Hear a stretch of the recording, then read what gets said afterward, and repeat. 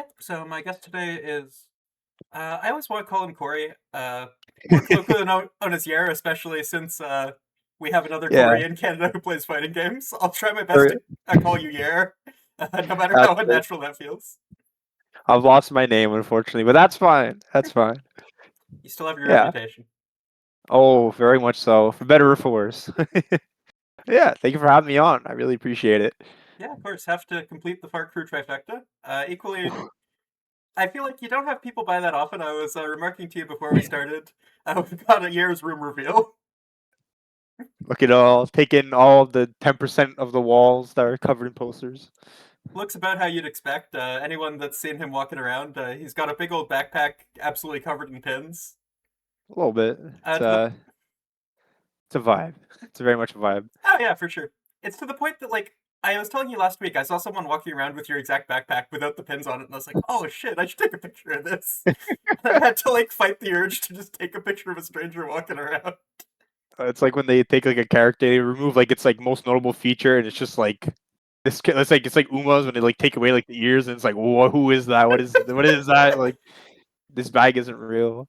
Identify the TO from the pinless bag quiz. I could be fire. I could be fire. Just need a few more pins on Dio's bag.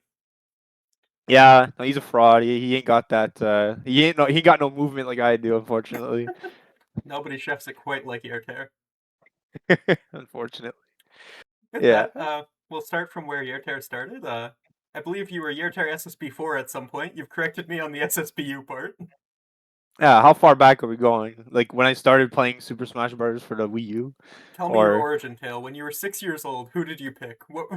What game were you oh, playing? oh man. So when I was 6 years old, I predominantly played Webkins, Club Penguin.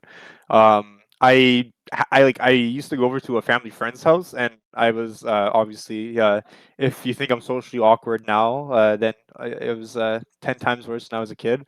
So I'd kind of just like personally banish myself to the underdogs, their basement where there was a computer, because there was also like nobody my age back then. I had a brother who was 5 years older, but he kind of just didn't really. 5 years is like a big age gap.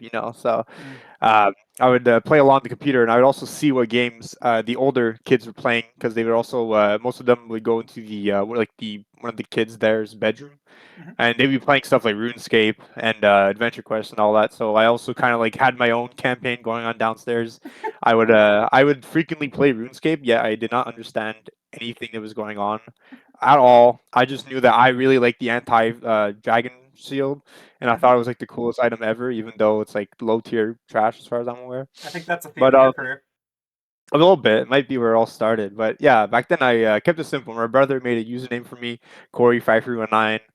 Um, sounds like it's like a set play like to like, oh, I lost my name. But no, I did not. Yeah, so I was Corey5319 for a very long time until in approximately secondary one.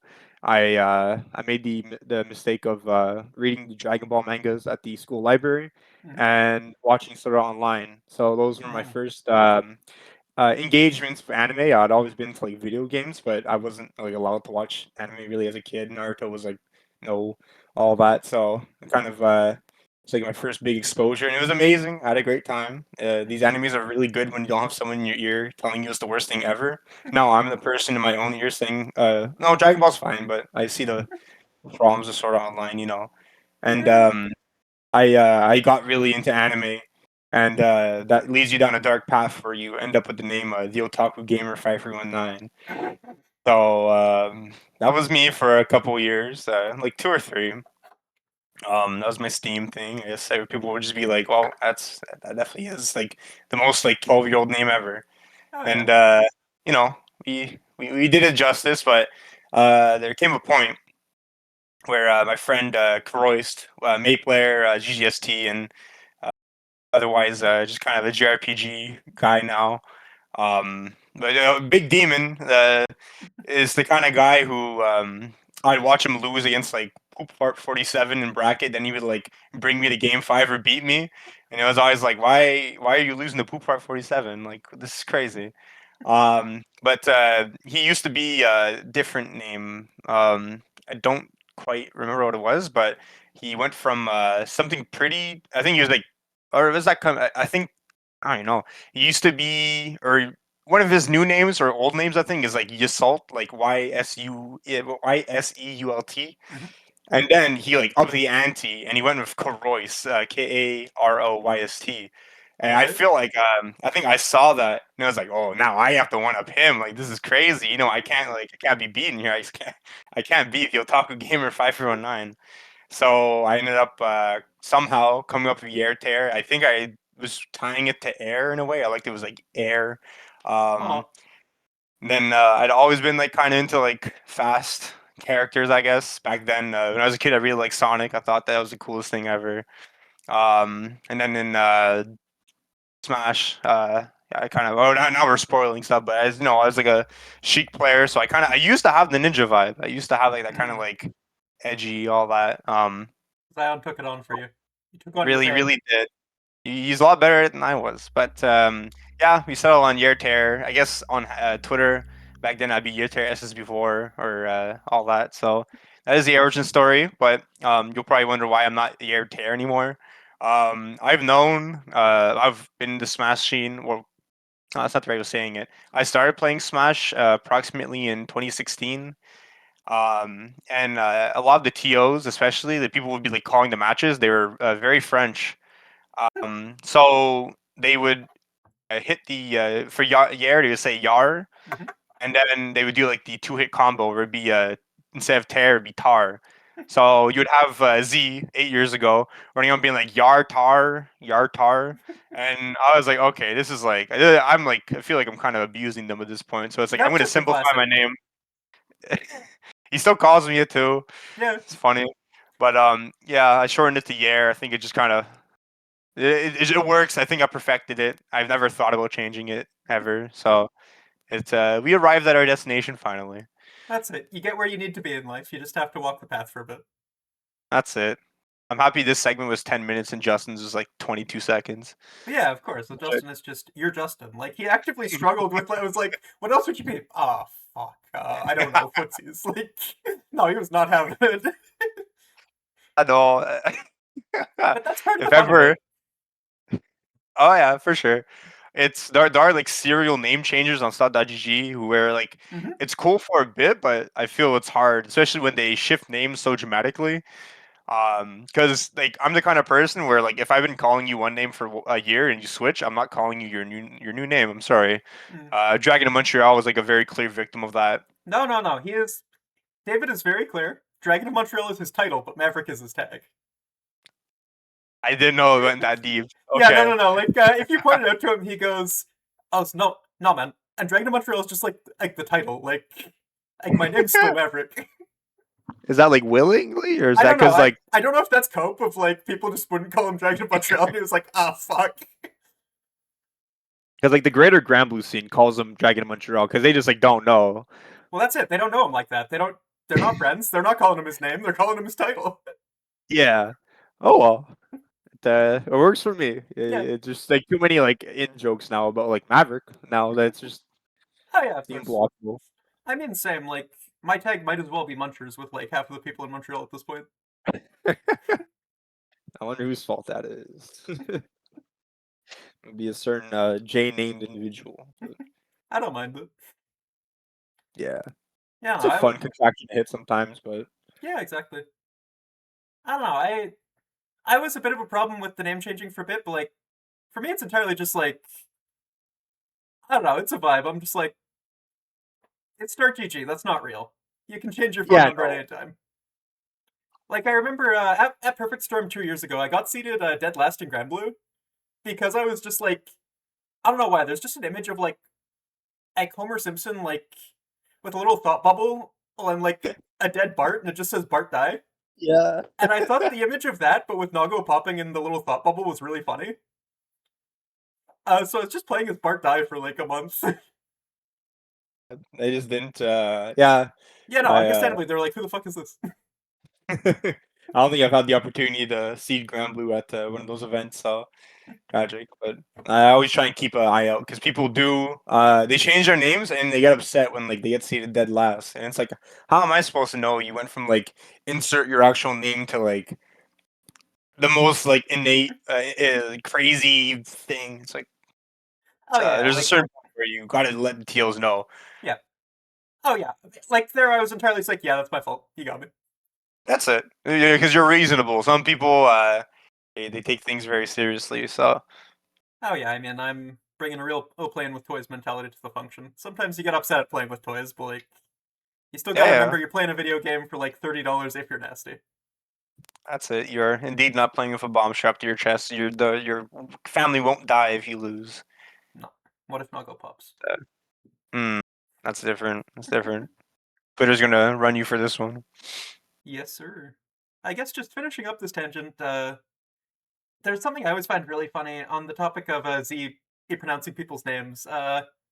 There was as a week, just like at some random weekly, Nubenheimer was there around the release of Grand Blue Fantasy Versus Rising, and Yeah. like Z is just like fucking struggling with his name, looking at Start GG, and he just looks at me and he goes, "How do I pronounce this?" And I'm just like, "Believe it or not, Z, I have the answer for you. That's an Nago player." You know the ball. Oh yeah, but like that felt like such an unblockable of like, there's no way he's figuring that one out. Oh, but like that's the thing. I was also very confused originally as well when like New and Harmon started like popping off online like TNS. I was like, what is that? Like it. I like did not know what it meant. I thought it was like a reference to like there's this one Tsukihime character like Navinsker. It's just like his entire name is just like consonants that definitely don't make sounds after each other in like a Hmm. proper fashion. But like it's like no, it's Navrinsker, bro. Trust me. So I thought it was like maybe like that or like the D from SMT, like the god status one. But I was like, no, it's just Nubenheimer. That like that's like a tier above anything I could ever conceive of. Yeah, I mean, I feel like at that point, the aura on that one's just like, you gotta be good enough that people need to learn to pronounce it. That's what pushed him to get so good. I'm Exactly. Got tired of people not knowing. gonna have to change my tag. So yeah, after your career in you're in RuneScape, Ip and Club Penguin, Hmm. you're playing some Smash 4. Yeah. I think Sheik was pretty good in that game, right? Sheik was extremely good. But the funny thing, and also a very common theme in my FGC career, is that I picked her up after she got like nerfed. So she suffered really, really harsh nerfs, and unfortunately, she went from top one to top three in one of the final patches for Smash Four. But like that top one Sheik was like so juiced, it was not even funny because it literally just is like she was able to kill people more consistently. Mm, So she had like a 50-50 off of her down throw at like very reasonable kill percents, and it was just like that a character with that frame data having that kind of 50-50 is just broken. So she mm, was so good, but I was not playing competitively or playing too much at all at that time. mm. I wasn't even really a Sheik player. I definitely did not start off with her, so it was definitely a bit of a journey to reach the ninja. How do you think you arrived there? I don't like quite remember how I like explicitly got there, but I can say like kind of the journey. Um, so this might like shock people, but the first time I ever played Super Smash Brothers was maybe once when I was like 9 or 10. But like growing up, I didn't have a GameCube, and I had a Wii, which I loved very dearly, but I never got Brawl. So Smash Four was my first like Smash Brothers game I actually owned. I'd played Brawl once or twice at one of my friends' house, but it hadn't been any like extreme way. Yeah. But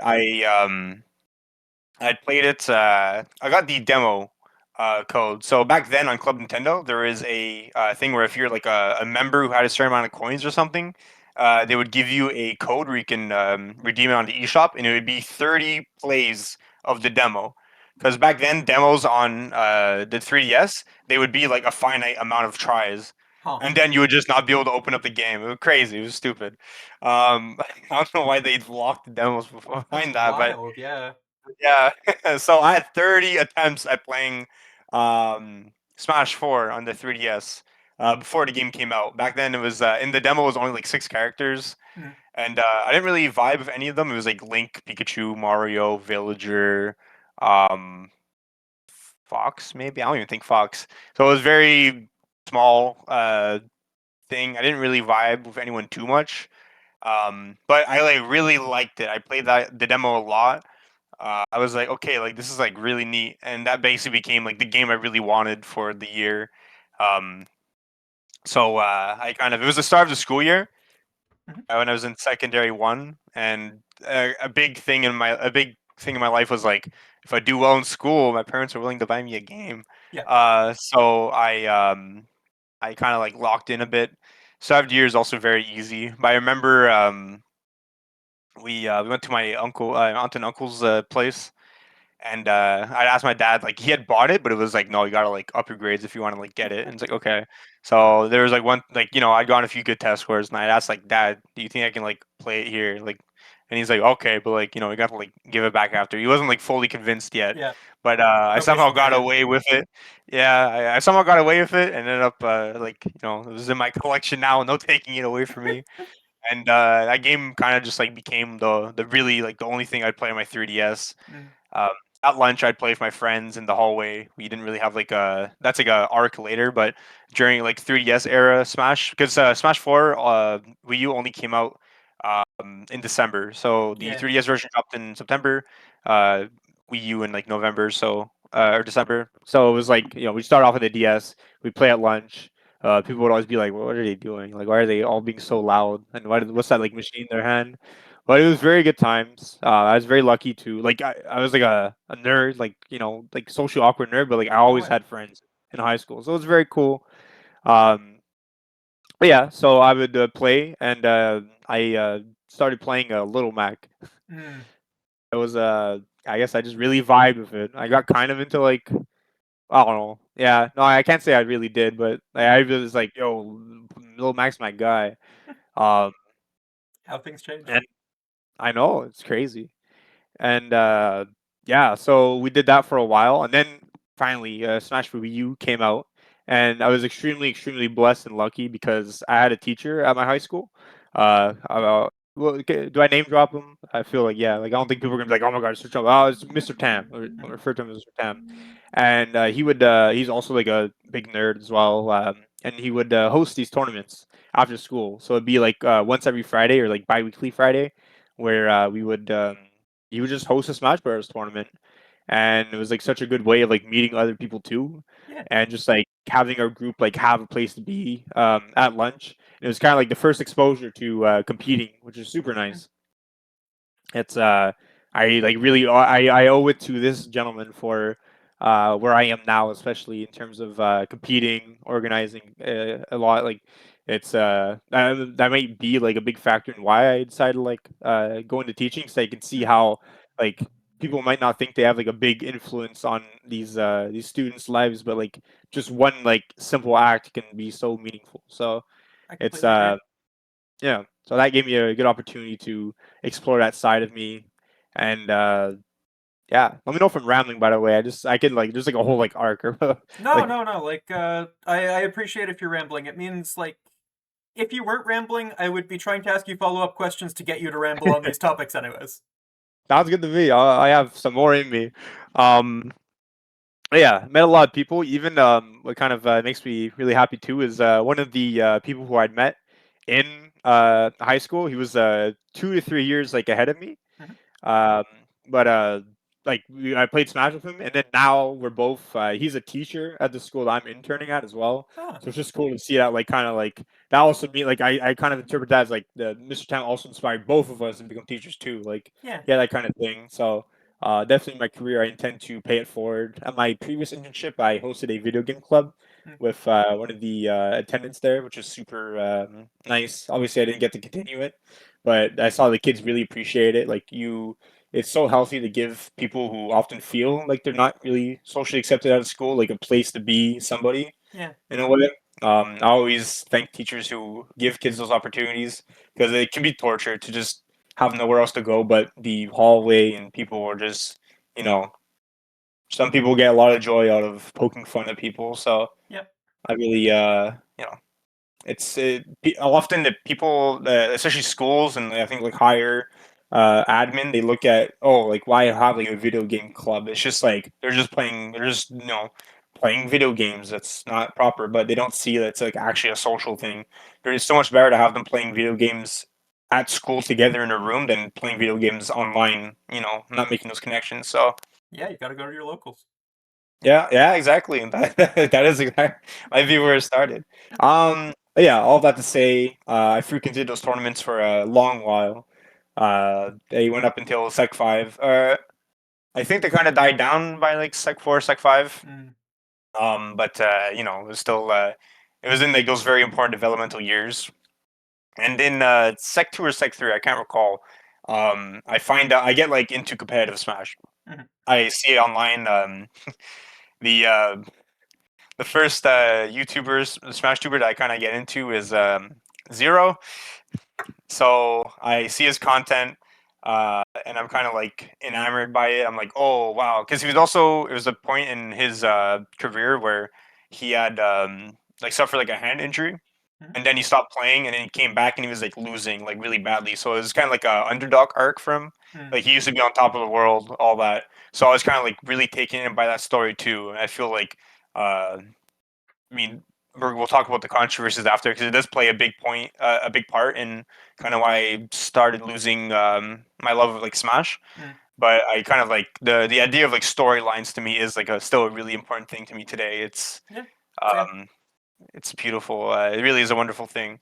But yeah, so I started getting into that. I saw videos. I saw there was tournaments. I remember I'd always constantly watch like Genesis 3 because I just saw like the production level of this tournament.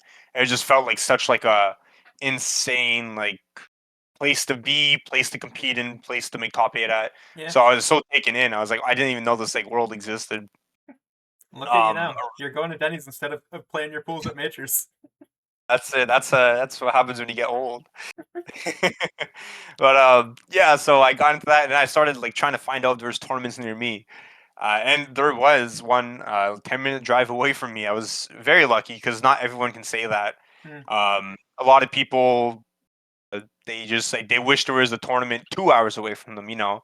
But I had the opportunity to attend a tournament. I was at a local game shop near our yeah, local near like one of the near the high school that Justin used to go to and kind of near mine, but it'd be like an hour walk from there, so it's Mm. not exactly feasible. So yeah, it was a coin game over, and I go there for my first time, and it's like very like awkward because it was predominantly adults who frequented that venue. Mm. So I definitely like kind of stuck out in a way. I was obviously a really once again socially awkward kid interacting with these like 22-year-olds and stuff. Yeah. None of My the mom was like, years were socially awkward at the Smash tournament, though. never, ever, ever. They would never do that. Yeah, I remember the first time I was like trying convincing my mom to like let me go, and it's like, oh yeah, it's this like tournament, and she's like drop me off, and she's like seeing these like 22-year-olds. Sometimes they would be like smoking outside, and I'd be like, oh my god, it's like cooked. Like she's gonna see this and be Yeah. like, oh yeah, he's gonna get murdered. Um, and yeah, so I started going.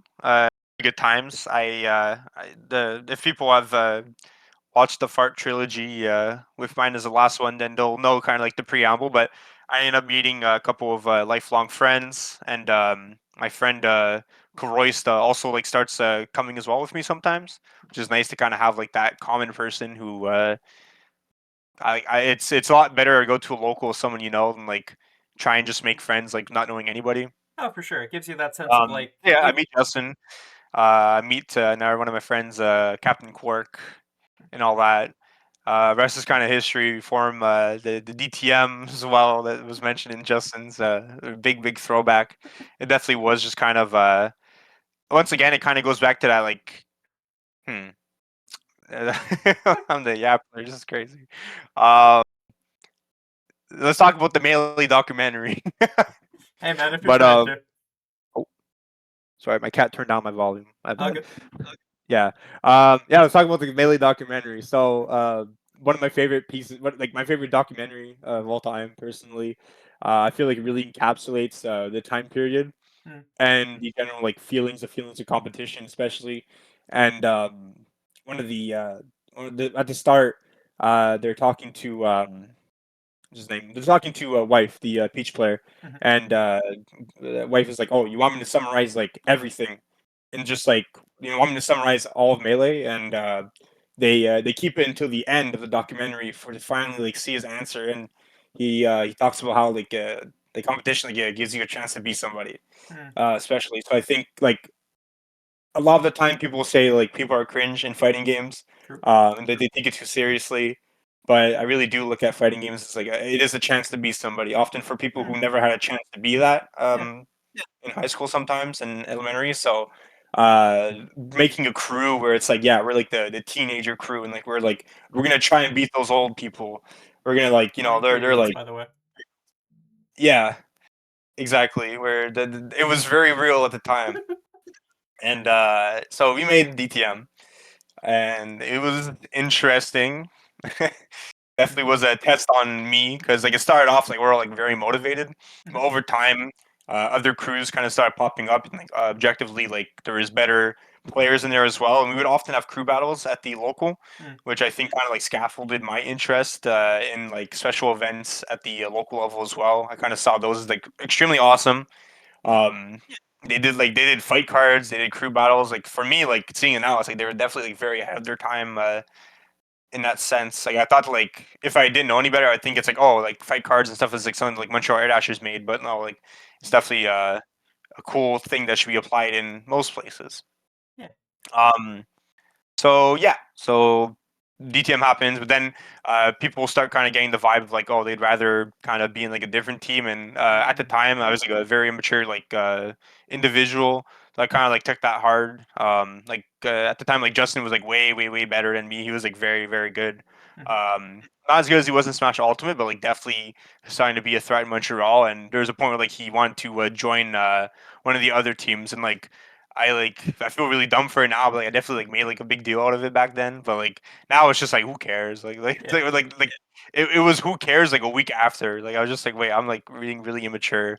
So I kind of do enjoy that part of it too, where it does like it puts you in these situations where it does like force you to evolve as a person and Mm, like realize that okay, like maybe I'm acting very irrational right now. There's just so many emotions going through you when you're competing, I yeah. would say, and just engaging in this social community. So it's a place of growth for people as well. Mm, Um, yeah. So Smash Brothers is kind of goes on. Things are good. I frequent other venues. I get to meet Ashura. Uh, I've known him for like 7 years. Uh, who else? Like I've met Z. I wouldn't go to Montreal too often for tournaments. I kept it mostly like local at home. mhm. But yeah, I'm trying to think of who else like really made the switch. Not many people made the switch to fighting games specifically, but like that's like normal. I didn't really Uh, expect a lot of people to do so. I think you got a few. Like, outside of Fart Crew, you got River, you got, I don't Oh, know. True River. Yeah, yeah, yeah. Okay, yeah. I forgot. Oh my, how could I forget about River? He used to go by Oreo back in the day. Oh, Yeah, really? that's my favorite Greninja player, man. I didn't know. Yeah, yeah. Oh, he's awesome. Very. I was definitely. I didn't get the chance to talk to him too much back then. Um, but yeah.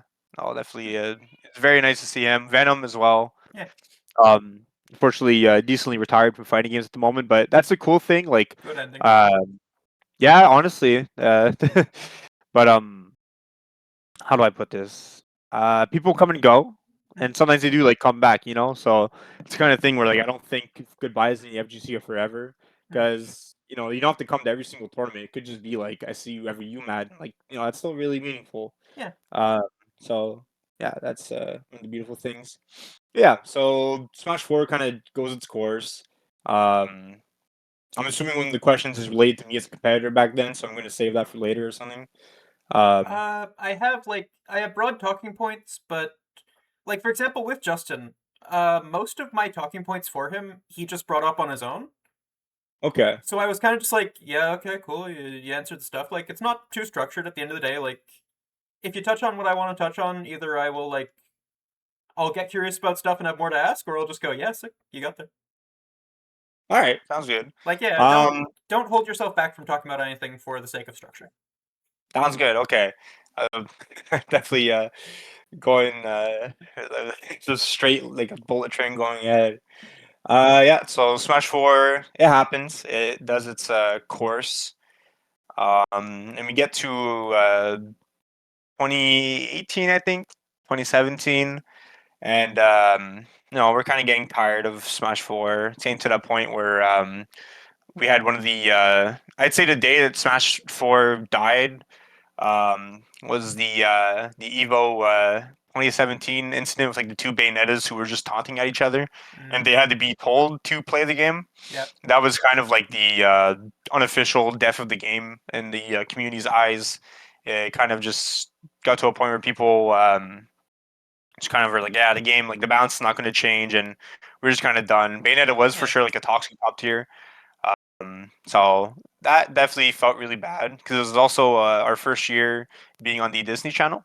mm, So it felt like a really big opportunity for Smash Bros to grow. The fact that it was on the Disney Channel, but that was what was displayed, and it was very upsetting to a lot of us. mm. So definitely, the game's gonna die one day, but that was definitely not how it should have went out. Yeah, definitely But took away a lot of momentum. for sure, because there was also like amazing events. The one I remember fondly was Civil War Mm. 2GG. Yeah, yeah, I They was put on watching these that. like crazy events. Like once again, kind of that like premium. I wish I was there. I feel like I'm like 16 years old and I'm like I'm missing out. I don't belong at that tournament at all. Like I'm not traveling to Florida or wherever they host these to go there as a 16-year-old. But still, it's a crazy production, hype tournament. And they like finish it off with this like extremely hype crew battle with these amazing modded skins for all of the players representing the region, and it's just like what an event! Like there were such amazing high points, but um, everything does go away in the end. Not Yeah, everything lasts forever. And nothing I'd really say, does. not really. I'd say for me, kind of like in my soul, the day like Smash Four died, and like kind of Smash in general for me, or like kind of the decline was when the allegations against Zero came out. Mm, That was it's kind of like I'd still like he'd kind of gotten back on his feet, but I still like kind of looked up to him. mm. And after seeing all that, it kind of just like really like broke my heart in a way. Yeah, Um, it just I remember going to the because they the allegations came out on a Friday, and I remember going to the local, and I didn't have like the will like it sounds really stupid, but like I don't know, I just kind of no, I get it. something felt like it had changed, like something had Yeah, shattered in a way. Um, I mean, yeah, so I think especially in a lot of those scenes, it's kind of just like a lot of people are caught up in that thing of like, you like watching someone compete. You like that narrative of it. You like the momentum of it. You like the scale of it, and just kind of feeling like, not just.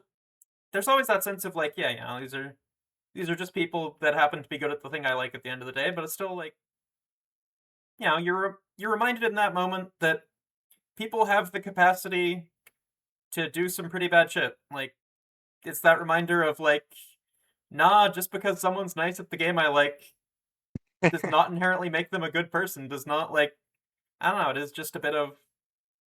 It is a reminder that even the people who you see as beyond reproach are still very much fallible and can let you down. absolutely, and it is sadly a common theme Mm, going forward, but yeah. that's just the nature of things. It's so at the end of the day, like these people don't represent the community as a whole, not Mhm, at all, and you know, it's you don't want to give them the power to kind of affect the community in that way. mm, Even like I guess like me bringing this person's name up is like still giving them something, which is like mm. maybe not counterproductive, but still I think it's more for the sake of explaining my emotions at the time. Yeah, yeah. It's relevant to what you're describing. It's relevant to your journey as a competitor. Like, Hmm. I don't think it's you saying like, oh yeah, this person necessarily should be at the center of whatever. But like, especially when you're 16, it's like you see a relative adult who is succeeding at the thing you enjoy, and you're like, damn, that's gonna be me when I'm an ancient adult at 20. Yeah, and it's just about not being a better role model for people as well, I suppose, which Yeah, is something I feel some people disregard. It's hard, and mm, like you're not socially obligated to do so, like as a fighting game player. Um, and there is a certain level of like some people do look up to other players too. yeah, So it's uh it's hard, especially in like a community where like a lot of the participants are like under the age of 18. I feel it is like a bit more important, but Mm, it's also not everybody's going to spend the few waking hours of their life after work trying to be some Superman, I guess, and some people will take it even a step further and become a villain. So, yeah.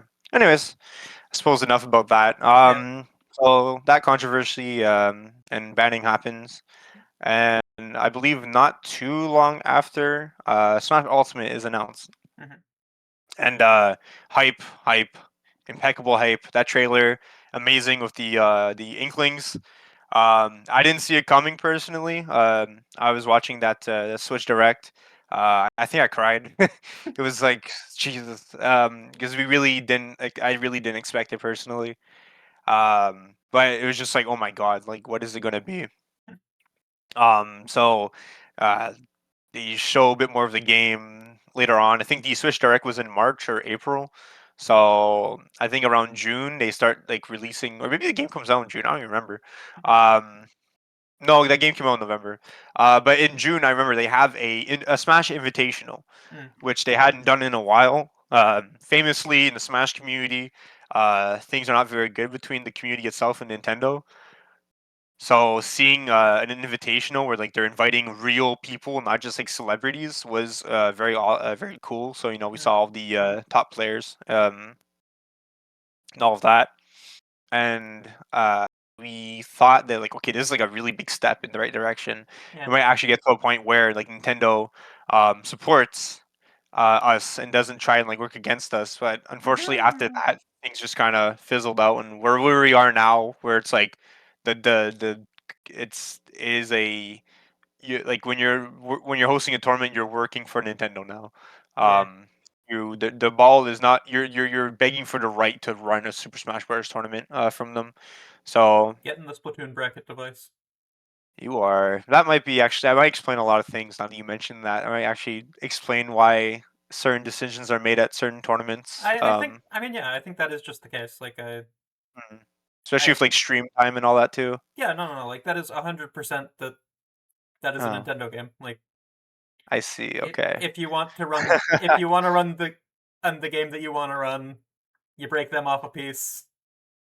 They don't really want your $250 for the license. They want their Yeah. debt paid in blood, and that blood happens to be made of ink and a little child with a gun. Yeah, exactly, and made of the tears of Grand Blue players. But oh well, that's life. Maybe they deserve to cry. Sometimes I guess we'll get to that in like 30 minutes after I stop rambling. You guys deserve that, robot woman. That's all I'm saying. Oh, wow, woman. Oh, did you see? They're making the game free this week to Mhm. get like people after Arc World Tour. Yeah. But because of like the licensing thing, they're not allowed. They're legally not or contractually not allowed to make 2B free. Oh, really? So all the characters in the game are free to play besides 2B. She's just like you're not able to play her. That's so So funny. I laughed when I saw that. It's so good. But It's amazing. yeah, it's the game is safe. I've never had a problem with 2B, but also there are no 2Bs in Canada. Like we're just so nice as a region that they just don't exist. Besides you and Joseph, I suppose. But Yeah. yeah, I I think mean, talking about people not playing the game out of spite, which is a very noble cause. eh, eh. We can Sometimes. get to that later. We'll touch on it more when we're talking Oh about Canada. yes. That's it. We haven't even gone to the first UMAT. We're in for a ride. Yeah, no, no, no. They don't This even is know about UMAT 2024. Yaertaer SSB4 interview, part 1 of 5. Yeah, no, exactly. I didn't even think I'd go into this talking this much about Smash Bros. But like now I'm thinking about it, it's like, yeah, no, so much happened. I mean, it Yeah. was like 4 years of my life, so it does make sense, or 3 or 4 years of my life. So, um, Oh yeah, I mean, yeah, it's great. Like this is what I would like to get out of people. I think we're comfortable enough with each other, and like you're enough of a yapper that we can get there without pulling teeth. Like a lot of the time, I'm kind of like, ah, shit, I don't really know what follow up question to ask to get deeper on this. But like, no, no, I really appreciate like this is what's interesting to me as well. Just being like, oh yeah, what are all the little things I just didn't know. yeah, exactly. It's my pleasure. Yeah, so we end up at so the Nintendo thing happens, falls through. Unfortunately, doesn't get followed up on in any meaningful way. And I think things are just kind of quiet, just kind of like quiet anticipation for Smash Ultimate because the new game is going to fix everything, and we're never going to complain of her Guilty again. Gear Strive 2.0. Everyone's gonna come back. Everyone's gonna keep playing. It's all going to be okay, guys. They just announced it. Don't worry. Happy Chaos only has one bullet in the new patch. Yep, yep. That's it. Then there's going to be no other overtuned characters. No, Oh, never. no, never, never. They would never re-overtune Nagoriyuki with a little rework and new move. Nope, nope. Never. But yeah, no. I remember at the invitational as well, someone like did like a Bayonetta like ladder combo, which was like supposed to be nerfed kind of Mhm. on somebody, and like that instantly people were like, "No, Lona, please tell me that's not in the Uh-oh. game. Like, please tell me she's dead." Um, and she got nerfed really hard. She like not good anymore. Did launch of Smash, Yeah, but, like, thankfully. they saw the combo. Like, I feel like same thing of, like, every time there's a Street Fighter patch, there's somebody I Yeah, see on Twitter just going, throw loops are still in. Somebody did throw loop. they were counting frames like their life depends on it to Yep. find out like how plus Chun Li's throw. No, Chun Li's the only character without throw loops. Like how plus DJ's throw is like. It's yeah. I think that's also the other character who doesn't have throw loops. Why am I mentioning all the characters without throw loops? Ken's throw is There we go. um. Yeah.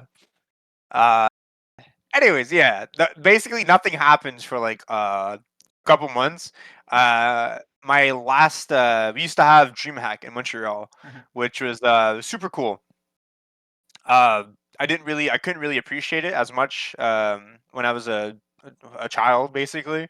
Now I think reflect on it, I'm like, wow, we were so lucky to have a DreamHack here, because it is like a very prestigious event, and I think it kind of was like the last like big esports thing that we have in Montreal, and now it's kind of gone, sadly. It took place. The last one took place in the Olympic Stadium, Yeah. which was a wonderful, wonderful venue. Really felt like that prestige that I was looking for in events. And that was the last year they, well, ran GMAC, but also would have been the last year they would have ran Smash 4. But what was really cool was that they had Smash Ultimate there as like a demo to try, Hmm. which was really, it made us feel special. I was like, whoa, I'm like so excited now. I had the chance to try that. I remember I was recording the sets, or having friends record it. I think I was recording like Justin playing against some like random Inkling player, and I was all that. So it was very much like an opportunity to feel like, oh, like Nintendo like cares about us in a way. Yeah. Um, so that was super cool. I loved that. Um, did anything else really happen at DreamHack? Not really. Me and Justin kind of farted out. We had a tendency to not really do great at DreamHacks. I had a tendency to kill myself at DreamHack Mhm. on like last stock at the DreamHack before in 26. No, DreamHack. No, like, no, it was DreamHack like 2018, or that was like my last one. So I think DreamHack 2017. Um, I was like not doing bad, and then on my like I was up a stock. I was like I had a really good lead on my opponent like last game or something. And I go off stage, and in Smash 4, Sheik's side B with like the grenade. If you did in the air, you would go into like free fall where you can't like jump. Mhm. And I like did like the worst. Like I go off stage. I miss to put up B. I die, and like it's it. I'm out of DreamHack, and like that was like hard. I really stuck. I remember like pacing around the venue for a while, really not happy. Um, but same thing kind of happened at the last one as well. I just like played like a fart, and was like, "Oh, rats." Because I feel a big thing for me now is that I don't really grind the game at home. I mostly just play at friends' houses or at my locals. Hmm. But back then, like I played a lot at home. Yeah. I did like grind the game, so that was like very like I had a reason to be disappointed back then But now. compared to now. Yeah. Oh, I just unlocked a core memory. Amino. All right. Yeah. So I was on Smash Amino back in the day. Um. I don't know what that is. It was. Oh, that's good. Oh, okay. Amino is like generally like a was it's dead now, but it was like a social media for like a community. So it'd be like in everything Amino, the Twilight Amino, the Homestuck Amino, Gotcha. all of the works. The gathering of the bottom bottom coding scum of the universe, like Hmm. me. And yeah, I met there. That's where I like. That's one of the only times I actually have like online friends from the U.S. Typically, I just kind of like shoot the stuff with my friends here. Hmm. But I met some people, no like lifelong friendships. I was kind of like a. Am I allowed to swear? Yeah, yeah. I was a shitter. I was really not a proper person there.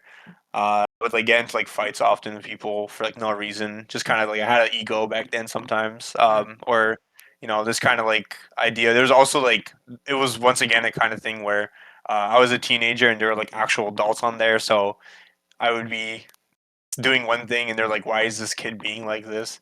So there'd be like a lot of things that would get yeah, definitely it was very interesting though to see where some of those people ended up in life, whatever. mm, I swear I've seen like one or two of them, like they're like Grambling players now.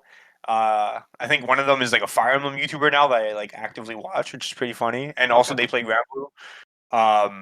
One of them is a Spargo. With the he was there. He was. I remember as well. Uh, this kind of like broke my not shattered, but like I didn't like the guy back then because like he was like dead ass 11 or 12 years old, and I Yeah. was like 16, and like he was like whooping everybody, Mm, and it was like this fucking kid. You can't keep on getting away with it. But I was like, he's gonna fall off one day. This kid's gonna get his due diligence. yeah. What a Once he turns fool 16, I he's gonna lose his reflexes. was. Yeah, exactly. But, no, that's not the case. Uh, so definitely just an interesting time in my life. I mean, it was shut down like a couple months ago, but I did like my last like look at everything. Definitely closing a chapter on my life. Maybe not an amazing one, but definitely it was a part of it, and I'm sure some people can like, relate as well to being on those apps and all the good and bad that comes with it. Uh, all right, are we at Smash Ultimate release yet? I think we are. I think we are. Yeah. So, Smash Ultimate comes out. Oh my God, yeah. Smash Ultimate comes out in about December or November of 2018. Mhm. Uh, quite sure 2018, 2017, either or. And uh, they a few days before the game comes out, I'm on my grad trip for high school because I was graduating that year in secondary five, Yeah. and we arrive at the hotel. We're in New York. We arrive at the hotel. I'm watching. Uh, I don't remember which event it was. Uh, it was some direct or some tournament, but Mhm. it's where they revealed. Oh, the Game Awards. I was watching. Yeah, it was at the Game Awards, and they dropped the Joker trailer Mhm. for Super Smash Brothers, and I remember I was just in the hall, like slumped on the wall, like tears in my eyes once again, because I'd gone really into Persona 5 in secondary 4. Secondary 4 was a kind of year where I used to like be pretty social, but secondary 4 I kind of just like really like just I just kind of had like two or three friends. We would play melee in the music room, and I wouldn't really talk to anyone. I became like really antisocial that year, so I kind of got more into like just playing video games at home or whatever. Did And no one? I got really not really. It just kind of like happened. Fair. I guess it's just like hormones or something. But I guess like kind of they're like friends in school. Like I thought were like friends, and like they weren't. So I kind of Mm, decided to cut them off. gotcha. Retreated into yourself a little bit. Like Yeah, didn't have that urge to really meet new people when you're like, you're a teenager and you're like, oh fuck, I hate people actually. that's it. Like the urge to the urge to meet new people, and also just kind of a lot of people who we had these Smash Brothers tournaments with, they graduated, which Mm, is like a big key in like why the tournaments start happening less and less because they would yeah. bring their own setups and too, and I could bring my like Wii U, but like my friend Croyce didn't own a Wii U, I'm pretty sure, Mm, uh, and like there was just generally less and less interest over the years, so kind of just ended up where it was just like me, Croyce, Bengal Ben, one of my friends as well from Scouts, and my friend Zachary. So it kind of was just like the Scouts quadrio yeah. at that point. Shout Um, out Tatsumaki Tuesday, Guilty Gear Stripe bracket. yeah, what do you mean by those? Similar vibe. There's like Kind of, yeah. there's There like was three or a four lot of people, vibes. and most of them are people that I would equally just play with anyways. That's the thing. I see them every Monday for Scouts, and then that's it. I'd be seeing them anyways. Um, yeah. What was I getting at? I was talking about being slept up on the thing watching the Joker trailer. Yeah, I got into Yeah. Persona 5. And like a funny thing, I guess like I think it's recently known that I'm like really into like SMT. Mm, I'm like kind of a fraud, especially like back then. I for the longest time I'd only ever watched playthroughs of Persona games. mhm, Uh, so Persona 5, I watched the. I didn't have access to a console capable of running Persona 5 because I had me and my brother we made the unfortunate choice of being Halo fans. mm. And so we got an Xbox One for well, my brother got it for his birthday, which means that it was mine. Oops, I kind of like video games a lot. Oops. But if I was able to tell 13-year-old Yaer, yo, don't do that. Halo 5 Guardians are gonna be absolute dog shit, and like some of the best games of all time are gonna come out on PS4. I would have, but you know, It was there's only necessary. it was a canon event, I Yeah. guess. So missed out on Bloodborne, missed out on Persona 5, missed out on what else I missed out on something. I'm not really into like Last of Us or anything that doesn't interest me, but missed out on Gravity Rush. I'm still pissed about. I want to play that game. That yeah. So enjoyed Persona 5 through osmosis through just like watching it, but it was like a life changing experience where I started getting more into like JRPGs. I'd gone into Fire Emblem when I was like younger, like when I was like 14, Mm, generally, but not anything too crazy outside of that. mm. In terms of like the JRPG realm. Yeah, so Joker gets announced for Special Ultimate. I lose my marbles. I'm like, no way, this is the best thing ever. I remember my friend at the time he was dating a girl, and while I'm like on the wall, slumped down, like holding back tears, she like walks past, like completely distressed. I'm like, oh, is everything okay? And she's like, no, and then she just like walks away. And I was like kind of like too elated from like the announcement to like inquire further. I was like very very happy. So I rewatched that trailer like a billion times before I went to bed that day. Um, so Smash Ultimate comes out. Uh, they start off playing it. Sheik is a shell of her former self. They somehow made a character who struggled to kill, even less capable of killing, in a game where characters were very good at killing people. Yep. Um, so I just kind of I didn't like that, but they conveniently gave me a wonderful replacement in the in Pikachu. No, not Pikachu, Pichu. Mm. So Pichu was just like amazing frame data, amazing normals, impeccable kill power. He had like a forward tilt that was broken for sure. It was broken. It was messed Yep. up. I killed at like 70% of like the ledge, which was insane. Oh yeah, like that Uh, that release patch was wild. Like that was most oh, of where I played Ultimate, and like it really that was an Arxis patch. oh yes, oh yes, oh yes. Hey, my character was top tier. I was living the life. I feel like I got to actually experience and appreciate playing a top tier at that point. Um, but then they put out a new patch. He gets nerfed, and his forward tail is like abysmal glorp shit now. It's like not functional. It kills at like 120 maybe. It's just not good anymore. They Not kind close of just like range. killed my vibes. Yeah, kind of. Just like they just say it is like it really was a fundamental part of the character that brought it all together, and now it's like oh now it's just like a character who not only struggles to kill now but also damages itself while trying to kill people.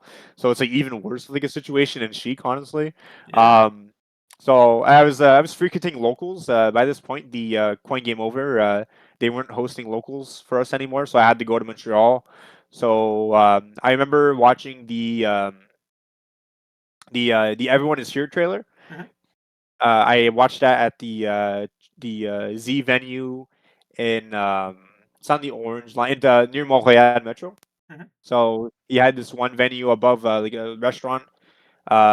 That was it was a roomy one. It was quite nice, and I remember we were watching that Nintendo Direct with the Everyone Is Here in June, and once again I cried a bit. I was very emotional for Smash Bros back then, but like the Everyone Here thing was like crazy. It Yeah. was insane. It was like because no one expected it to. Oh yeah, no, I Um, remember I remember like I would have either been like if you were end of high school, I would have been in CJEP at this point. But like yeah, I remember just being so excited about it, like literally just my my friend Taj and I would just go, "Everyone's here" to each other when we were. it's just everyone's here. Like, it's Yeah, no, just crazy. everyone's here. Like good marketing, good tagline. Everyone really is Yeah. here. They indeed are. It's just like I feel the biggest thing was that like I might have also been like the spur of like my character loyalty like general thing in fighting games, but a big conversation was always who's going to be in the game Hmm. because no, we're kind of like someone's going to lose someone's going to lose their boy, someone's going Yeah, to lose their girl, and yeah, it's because going to that was suck. always the case with the other games. Yeah, exactly. Smash Four, lots of cuts from Hmm. Brawl fan favorites, especially, and Oh yeah, also people who had like DLC who played DLC characters. Like it's like okay, how are they going to get like? There's no way Cloud's going to come back as like another DLC character. Like we thought, like okay, Cloud is gone for better, honestly. No, that character was fine. That character was really. That's one thing about Smash Four. I am fine with the top tiers in this game in that game because they were all extremely fun to play as. oh yeah, like Cloud was so fun. Very much so. It's I miss Smash like Four. I that game is so good. It's I'm gonna have to put out like Is it some. though? It is yes. It's Is it not my good or were you nostalgia speaking 16? that way. I was 16. I was 16. But like, yeah, no, I don't know. I just like compare that to Ultimate. Like these top tiers are boring to play because it's a game about running away now. Like Okay, it's Zone don't. Replier. Yeah, I'm not going to talk about the Smash Ultimate meta as I feel like I'm not qualified to talk about it past 2019. So, and also I think it's a lot more boring of a topic. Hmm. Most people know what they most people know a lot about Smash Ultimate, but what's been like a guilty pleasure of mine is sometimes I like go on Fridays at the MGC and I just like talk to people about like Smash 4 things. I'm like, "Oh, you've never heard of Captain Zac. Oh, lock in, buddy." Like it's very funny like these new people like they just don't They know. don't know. They don't Now they're know. 16. Yeah. So it's really funny to like drop that lore on them, stuff like that. How things used to be in Smash 4. Um Yeah, all right. Pichu dies. I have a character crisis. I'm like kind of like at the point where I'm kind of done because it's like okay, who do I play now? Nobody really gets me, and I start showing up less and less. I'm starting college as well, and college I joined a program called Community Recreation and Leadership Training at Dawson College, which is a very social not like social the subject like a community Yeah, in a sense. So yeah, like very tight knit, very much like you're socializing with your peers a lot. yeah, exactly. So I joined that, and they don't like break my shell. They forcefully pull me out of it and put me in front of everybody else, and it worked. I really do owe a lot of who I am now to that program as well, and the Mm. people there. It's I have really fond memories of all the people who changed my life in that program. Mm. And that kind of led to me being less interested in competing and less interested in being like how I was in secondary four, especially. There was like not enough time for me to be reserved. I kind of was just like hanging out with people. Yeah. Um, I was like kind of like an actual like person. I'd be rock climbing, playing badminton, just hanging out at like the college after. So video games kind of took like a back seat at that point in time. So I kind of just dropped Smash Bros competitively. Justin went on to be like the god of Montreal for like a couple of months, and He missed I you. still think he really did. My thought is that what if I quit now and like Justin like wins Evo next year? Maybe I that's what think he that needs. I think it is. I have to Look, disappear from the timeline. Zion's already gone. Maybe he needs this. It's like Blaze Blue, or it's like the world can only go to normal if like Ragnar disappears or something. I got you, Justin. Oh, win for me. Um, yeah, so I become a real person for a couple of years. Hmm. Very fun. I like to joke about it with Justin. Yeah, no, A Justin lot. always brings up like Justin brings it up like a traumatic time in his life. I think it kind of was. It's at least like because everyone from where he began had kind of stopped playing. So Mm. me, Captain Quirk, Koroist, we all weren't really like competing anymore. So but he has like a lot of tight knit friendships with people from Montreal. Um, and it's like always really funny when he brings them up because he brings up these people. I'm like, wait, who are these people? Because they're like people who started when I quit. You don't know Globe Shadow? I kind of don't, but yeah. So that was I kind of just he was out there big balling with his Justin Samus and Yeah. winning stuff, and we would keep in contact. I remember It's like very funny lore drop. I used to be scared of like going to a bar, Mhm. or like very, very much. I did not want to go to a bar. How things change. I know that's a crazy thing because back then I thought that bars were kind of like clubs where you have to like pay Mm. to go in, and I like really wasn't into like alcohol at the time. So I was kind of like, why am I going to pay to go in somewhere where like I'm not going to like the experience? Like, and so he kept on trying to get me to go to bars, and I'd always like find an excuse. Mhm. And finally, he had like a birthday thing, and we went out like drinking at a bar called La Bayou, Mhm. Bayou. I was like, man. Um, and that's where I found my love of drinking. Oh, not really, but like like that's like it was like the first time I was like, okay, bars were cool. Like, that's The neat. sapling was planted. It really was, and so that's I would always keep in contact with Justin and Quark and Karois. We would often like hang out at Quark's place like every year at least. Mm. I remember once we went over to Quark's place. We tried to watch all of Lord of the Rings. We like watched the first movie and it's like, boot up Ultimate, we're done. Um, our attention spans are not there, sadly. Wish uh, Pikachu was here. sorry, Wish Pikachu was here. we really do. Why? Bro, why isn't Sheik in Maybe this movie? that's what I'm saying though. No cool ninjas. No, it's just boring Link clones and stuff. I've Yeah. already seen it. That's why Zion's never seen it.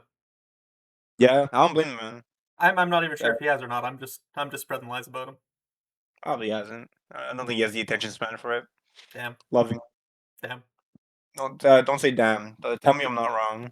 Sushi Sukiyaki Bonsai. Apparently. Um, yeah, become a real person. Still keep in contact with Justin. Uh, yeah, I just kind of do my thing. Unfortunately, COVID hits Mm. during in 2020. Yeah, 2020. So that means that we're forced online. Mm. So I kind of Bad online too. inadvertently.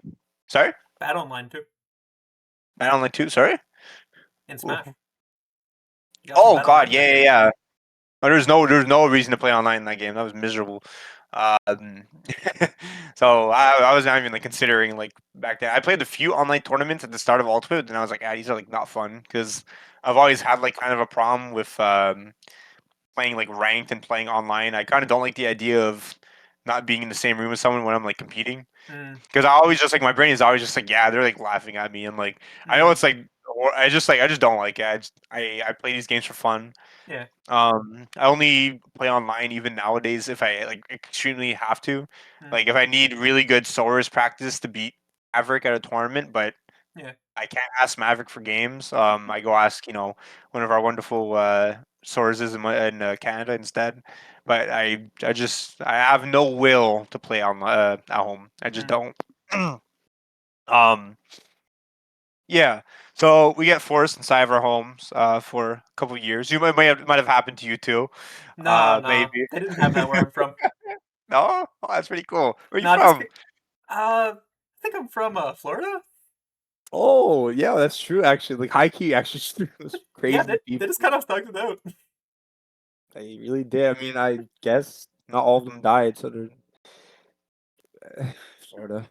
Florida, Florida. Uh Anyways, let's not dwell on that one too much. oh no, I actually am going to dwell on it. It's not Florida specifically, but like one of my fondest memories is always being on Twitter, and it's still something that's continued to now. But the image of that cat where it's just like the cat standing. It's like what the fuck is going on there? Yeah, yeah. The Like, is the cat wearing overalls or am I yeah, imagining that? something like that. Like it's visibly standing up Yeah, like a yeah. It's like human. kind of stanced up. It's like looking over a fence or Yeah, a wall or something like that. Yeah, yeah, yeah. That'd always be me on Twitter during like the Smash 4 days. Cause there'd always be like something going on, in like the Smash 4 scene. It'd be like they're like one of the best Luigi players one day, and then the next day someone has allegations that they pissed on them, and it's Yeah. like Is what? that Like real? yeah, Mr. Concon, yeah, Oh Jesus, um, yeah. I wasn't tapped in like that. yeah, and then in I don't remember what region he's from. I think he was from like New York or from like Florida or something or Cali. There was in Las Vegas. There was a Fox player, Charlie the King, who tried to run over someone who he lost to with a car after a tournament, and I Sure. don't think he got banned. Type I shit. don't think he got banned. So it was always like thinking about the U.S. It's always just like yeah, shit just like things are always like quite relatively tame here for the most part. Obviously, Yeah. you know, some things have happened here, but I think they're on a potentially smaller scale in some way. Mm, no, that's not really a fair assessment. Things happen everywhere. Mm. But it was always interesting seeing like, you know, there's like 4 or 5 times the amount of people there, so it means 4 or 5 times the amount of like random Yep. controversy going on in the US. Higher rate of Uh, entropy. oh yes. Oh yes. That's a good word for that. Um where was I now? COVID. I get back into video games because there's nothing else better to do. I go through like my first breakup. So as what happens to any man in their first breakup, they like really just like take it hard and really just kind of hunker down. So during the spring and summer, I ended up working at my father's where he used to work. I worked in like medical equipment, so like gloves, gowns, medical gowns, all that. And it kind of was like a good like fortress of solitude for me. I would kind of just like I was like like the breakup like really did hit me hard, but I would kind of just like well, at least like I have like a consistent schedule. I wake up at 6 a.m. like 4:30 a.m. in the morning. I go work until 6 p.m. or whatever, and then I kind of just like go home, play a bit of video games, go to bed. So I burnt through a couple games. I got really into visual novels during that time. I got very much into Danganronpa. I don't know if it shows here. Very much into Yeah. Danganronpa. Very much into Higurashi up there. Just naming some of my favorite visual novels. Yeah, we're doing the tour. Yeah, if you're my age, don't check out Danganronpa. You're not gonna like it, but do check out Higurashi. It's peak. I get very into that, and I start playing a couple fighting games. I remember fondly uh, a little bit before my first year of university. My friend Kroist, I'm on the metro, and he's telling me about this game called Guilty Gear Xrd. Mm-hmm. Um, and he's talking about like some of the characters, and he's talking about like this big character called Potemkin Mm-hmm. who grabs people, but he's like the worst character in the game. I'm like, okay, that sounds like a silly name. He's like, okay, he's the worst. So like, I go into like the series thinking like, oh, Potemkin's the worst. This character sucks. And then he's telling me about this character called Soul Bad Guy. And I'm like, what a stupid fucking name, Soul Bad Guy. Like, oh, he's like the only bad guy. Like, what kind of like? I thought it was like the most dumb shit ever. I was like, what is this? I was like pretty ambivalent to it at the start, or just kind of like uninterested. But during COVID, we ended up. I don't remember how it happened, but I think we just kind of all agree in our like we still use the DTM server to like coordinate like hangouts, like all four of us, Mm-hmm. Court, Croist, Justin, and I. I think we all just kind of agree like, okay, we're gonna like buy Exert. I don't remember what came first, but um, I bought Exert and I bought AC plus R Mm. because that was around the time where AC plus R got rollback. Yeah. I think it was Exert first and then AC plus R. So Mm. I play Exert. We'd have like nights where we would both like play. We would all four of us would play. Uh, I was on Elfelt to start off with. My friend Quark was on Faust. My friend Croix was on May, and Axel and Justin was on Sin. Mm-hmm. And it'd be fun because it let me like learn the game without any like judgment. Yeah. Like at least like three of us were. It was three of us having fun and Croix whooping our asses because he had like practiced the combos and all of that. That's the I plan. remember. Yeah, he's like he learns things kind of fast. I remember once when I was like 13 or 14, I went over to his place with my Xbox One controller, and he was like, "Yeah, let's play Skullgirls." And like I played against him, and I was like, "No, I'm not playing this with you. Like this is not fun." It just made no sense. That's not the Skullgirls is a horrible button mashing game. Yeah. Uh, there's the individual hits are too low damage for it to be fun. I vehemently believe that even now. Like it's not a good starter game at all. I think Um, assuming your opponent knows what they're doing. Like oh, 100%. there was a little bit where when I was working in QA, I was testing the switchboard of Skullgirls, Oh and shoot. a lot of the people I was working with got really annoyed with me because I had played a fighting game before, and they were like, "Oh, this game's not fun to play anymore." Like I remember Yeah. doing like a wake up, like whatever the max level super is in that game, like just doing a like reversal wake up super, and like they really wanted to bug that they couldn't hit me in the startup of the move, and I was like, "No, it's a super. Like That's just how this works. And like that was the level of like experience they had with fighting games. Of like looking at Yeah. our Jira, it was like the first 90 or so bugs were clearly written by people that played a lot of fighting games. Like they were mentioning frame data, they were mentioning like real shit. Yeah. And then by the time I came on, it was very clearly just like, look, the game's going to crash. It's in a really unstable state. You're just here to sit there and wait until it crashes and give us the crash log. Just So do your job. yeah, so like all the people they had on at that point were just like, you know, one of them was like, I was chatting with him a bit, and I was like, oh, you play fighting games? And he goes, oh yeah, I play Melee. Like, oh cool, who do you play? You know, I'm. That's a question you basically ask because whether they say Fox or Bowser tells you everything about what they mean when they say they play Melee. Yeah. That's it. And I Have they think, watched yeah. have they watched the doc? And I think the guy Have they watched the goes, dog? oh, I just switch after every game, and I'm like, okay, cool, I know It's what this cool. is. Like, Means he had a good childhood.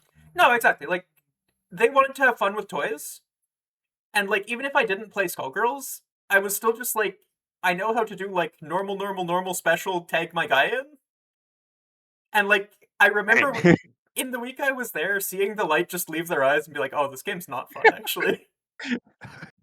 When like it really like even just like your simple combo is like such a big step up and understanding of how reversal works. Like to someone who was new, like at that time when it was my friend, like I was completely new and it felt hopeless. It felt Yeah, like, and learning a combo, it was like not happening. yeah, It's kind of silly because um I played Smash, mhm, but uh, I think like a big thing is that when you only know Smash, going from 2 buttons to 6 buttons is terrifying. mhm, I used to, even when I started playing Guilty Gear, I was like low key kind of scared to like play Street Fighter. mhm. I know it sounds silly because like they're technically both like 6 button games, but it was like to me it was like, oh my god, like how am I gonna do these like 6 buttons all for like different limbs? Like if you don't know, you don't know. Yeah. Um, Oh yeah, yeah. I Like, think it's you really do like just have to getting to put time in. Yes, exactly. You have to have that like healthy place to play with your friends at your level. Mhm. That definitely is like the killer of the format. I think where Yeah, if it's not like easy for people to pick up, then that kind of just ends up with people not wanting to play. They're like, "Oh, my friend just whooped my ass." Or I, yeah, the biggest thing I see also is that people who care enough to write, "I whoop my friend's ass," and it's not fun anymore. yeah. No, like it really is just. I don't know.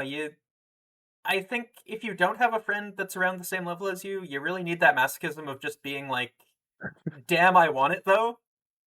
Yeah. And even then, like, that usually leads to a bit of a toxic relationship with it. Like, I think that's why so many people in fighting games, so many people in Smash have that thing of, like, just, I don't know, it is just your friends stop playing, you want to keep playing, and you're like, ah, well, fuck.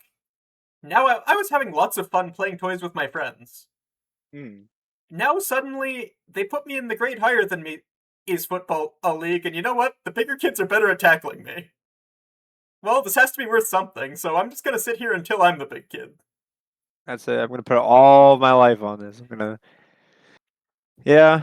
I think That's pursuing that win does just, I don't know, it removes the enjoyment of it. You gotta, there's his tag used to be Iloanthal. I don't fucking remember the Raphael Magnus Mison Labubu, I think is his full tag name. Bison, Raphael Magnus Bison Labubu.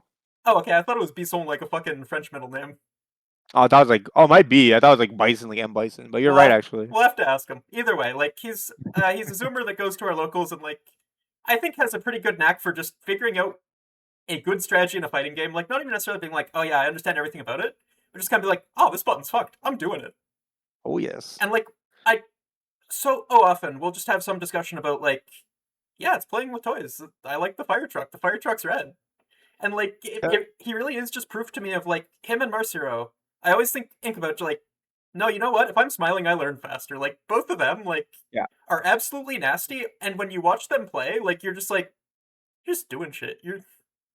Oh yes. You're just you're really playing the game in a way a lot of people aren't. Like when I put up Guilty Gear Strive Ranked, I'm like, you're not playing the game. You're doing something very close to it. But like, The allegory of the footsies. yeah, Justin's shadows on all of our walls. Is it? I believe it. Anyways, not to go on too much of a tangent, you were talking Oh, about it's a good tangent. Don't worry. yeah, for sure. I figure same in the other direction of like if I go on some tangent, that's for the best. But Yeah. getting us back on track a bit, yeah, you were playing with your friends. That's what got us on this. Of like, you felt like it was a good time that 3 out of 4 of you were on that sort of starter level. You Yeah. had you had the ability to explore it. Like, right. That's what I was originally getting on the tangent about. Of I started playing Persona 4 Arena with a few of my high school friends, Yeah. and for the first year, I specifically remember like from like month 2 to month 12, most of our games would come down to one of us messing up a quarter circle and going, but I gotta start learning them. And like legitimately,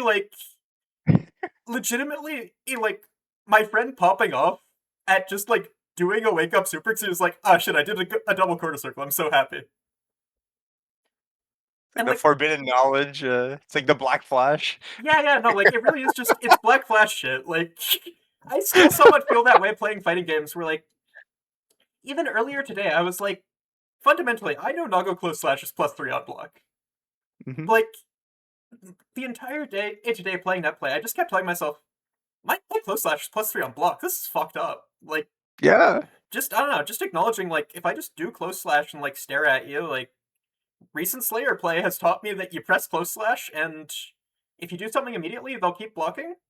If you just Yep. do close slash and stare at them for like 2 seconds, they stop thinking for the round. Oh yes. You have to Like, let them hang themselves. Like yeah, I feel like the stronger, also like the stronger that. No, actually, I don't think that. I don't think that's a very smart thing to say. Anyways, I was gonna say something about offense, but like I feel it's coming from a person who like has like very poor offense.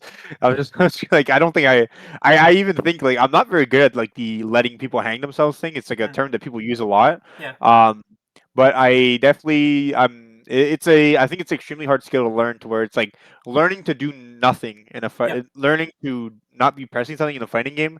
It's surprisingly hard. Oh yeah, especially like playing on hitbox. That's something I really found moving from stick to leverless Mm. was like on leverless, you can always increase your APM. Right. Like, it doesn't mean you should. Like, if I want to, I can just be wiggling back and forth constantly, just going. Yeah. Whereas, like, It's a on crazy. stick, that is more annoying actually just to do with the joystick.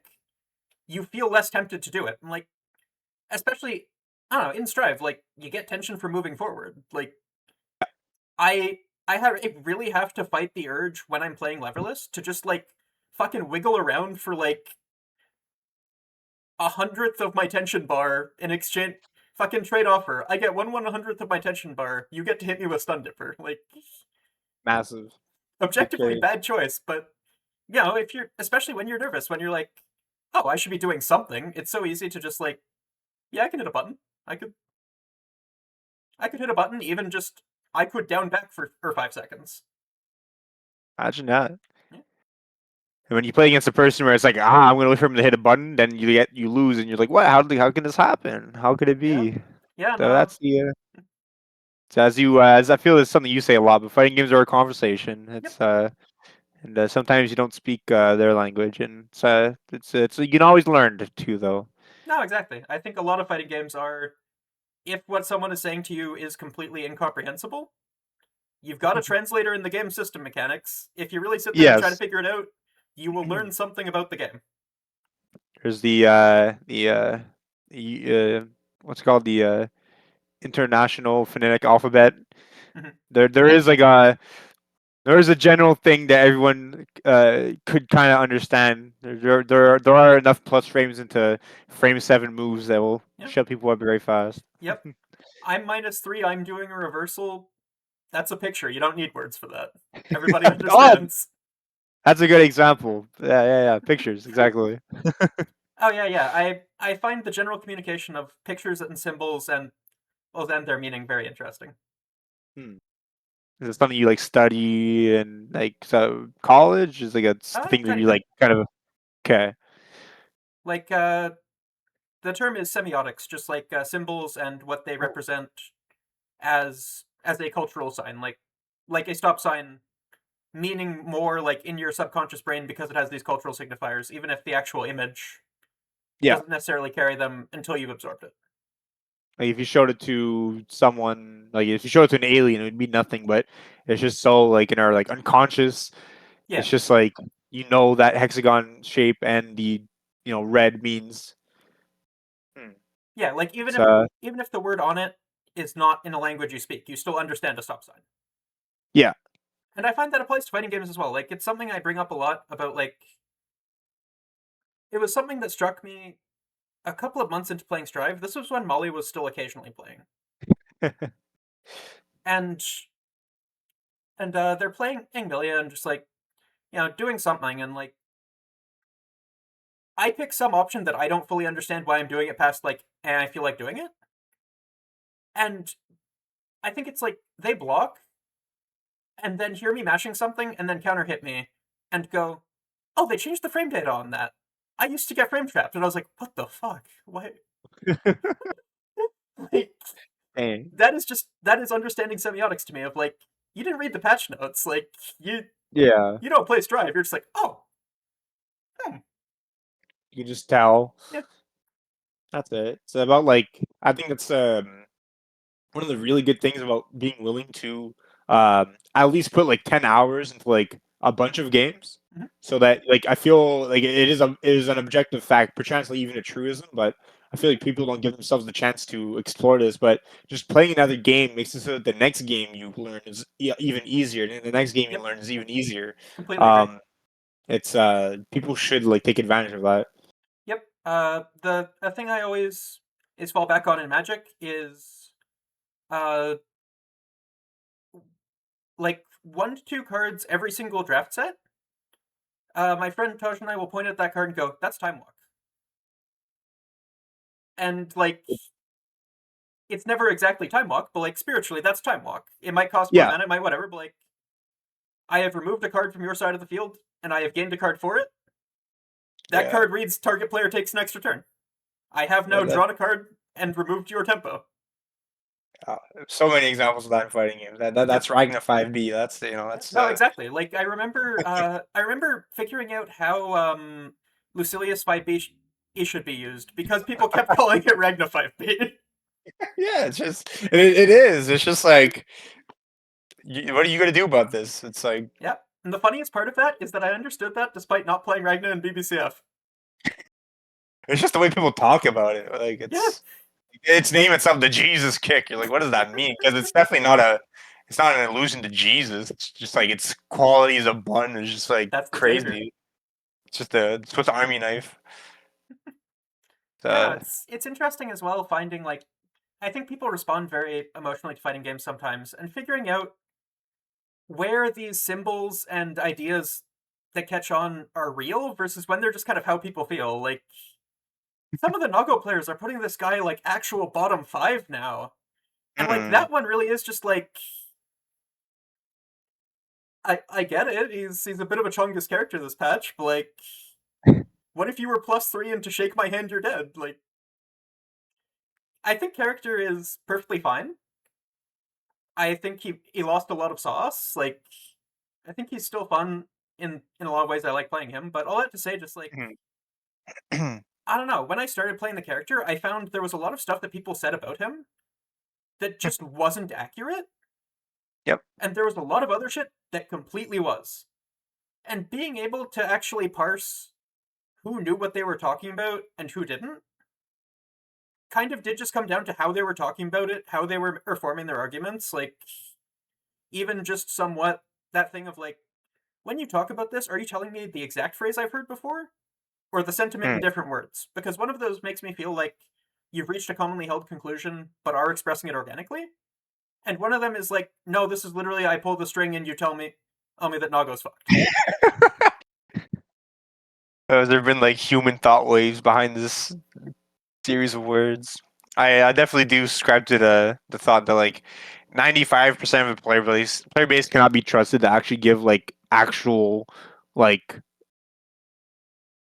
good thoughts on something. I think that 98% of tier lists should not be taken as like fact or whatever. Like, and that's a very generous number. I think that In your case as well, it could just very well be. It's like it's not that Nago Ryuki is bottom 5. It's that my character is not as good as he used to be, and I'm not winning as much. Character is bad. Yep. Um, People are, once again, as you mentioned, are emotional creatures too. I would argue that every single tier list is just based off of one's like emotions Oh yeah, towards character. Like often it's often very much like, oh, you've been losing this character, you're bumping them up a tier. It's you I just think can't put that it objectively. no, and it doesn't have to be in a way. It doesn't have to be. I No, think it's if it was, interesting to then people see. wouldn't and make their own individual tier lists. Yeah, I feel it just like often people take tier lists as like the law when it Hmm. absolutely should not be. I think it should be a pointer. I still think there can be. I think commonalities in a tier list are very telling, Yep. but a single tier list on its own is like completely pointless. Yep.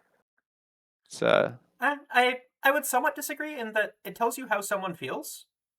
I think if you're treating it yeah, as hard data, that is very different than treating it as like this is the vibe of like even then. I find it very interesting seeing a lot of non-Nago players like start to have him in their like upper half, but not too bad. yeah, The playable. Nago players that have switched all have him like bottom 5. And then like the Nago players that stuck with him just have him around the place of the non-Nago players of like, yeah, I can still get away with it. Like the phrase I keep using with people is just previously if you got hit by Nago, it wasn't your fault.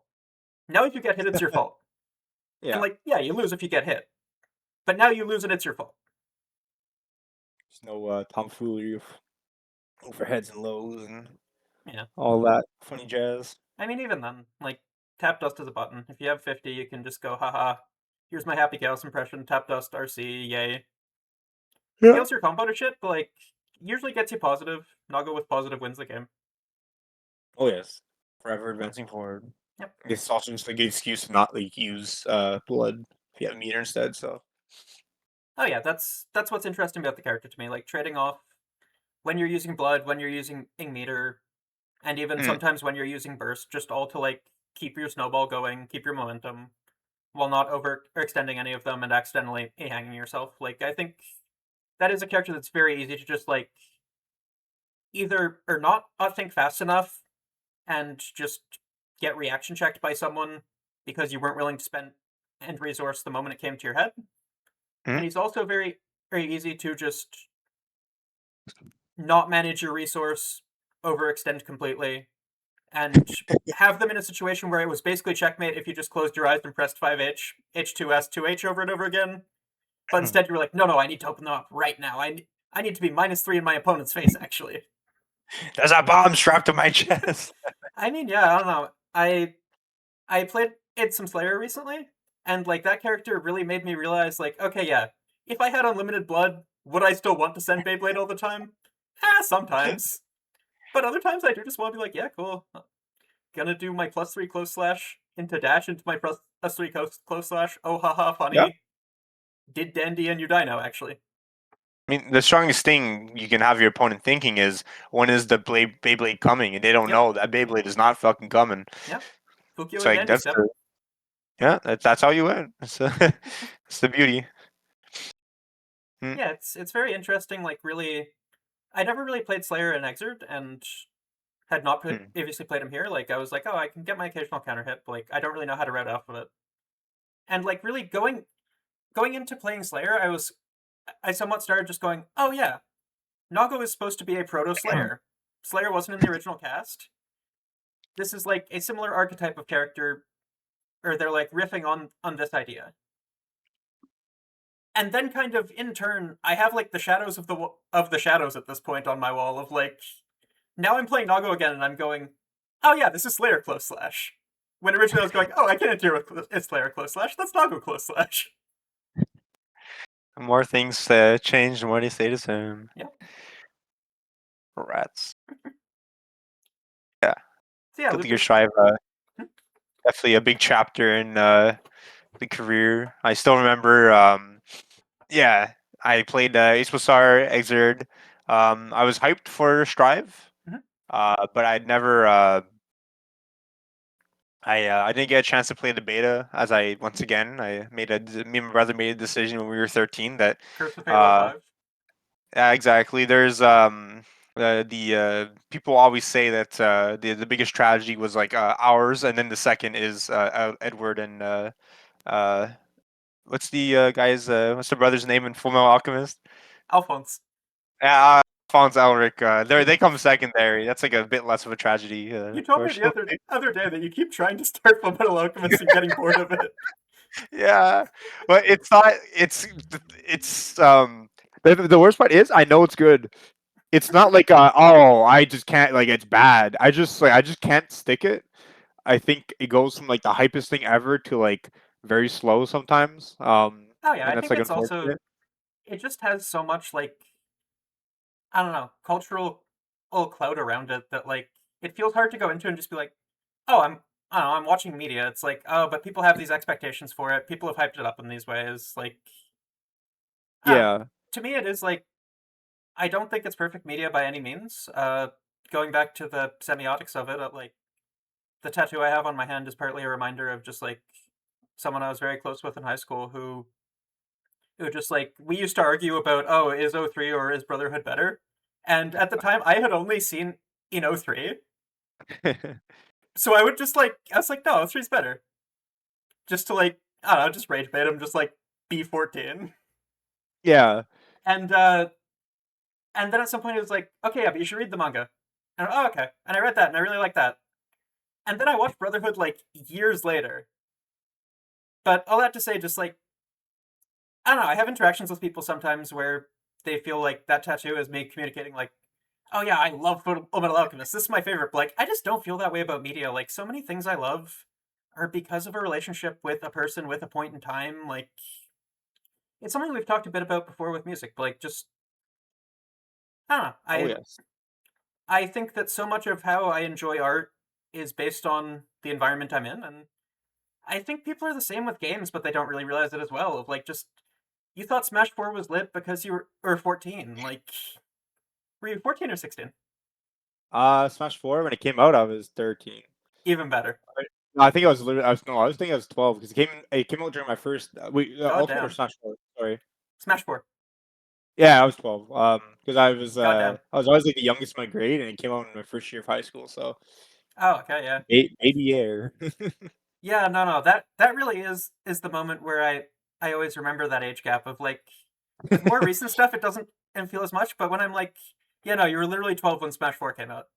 I Yup, don't know. I I feel was. the same way. Of like we both go, oh, Smash 4 was great, and I think that because my friend Yeho used to come and sit on my floor and play like the entire fucking cast against me for like 8 hours. Like, Yup.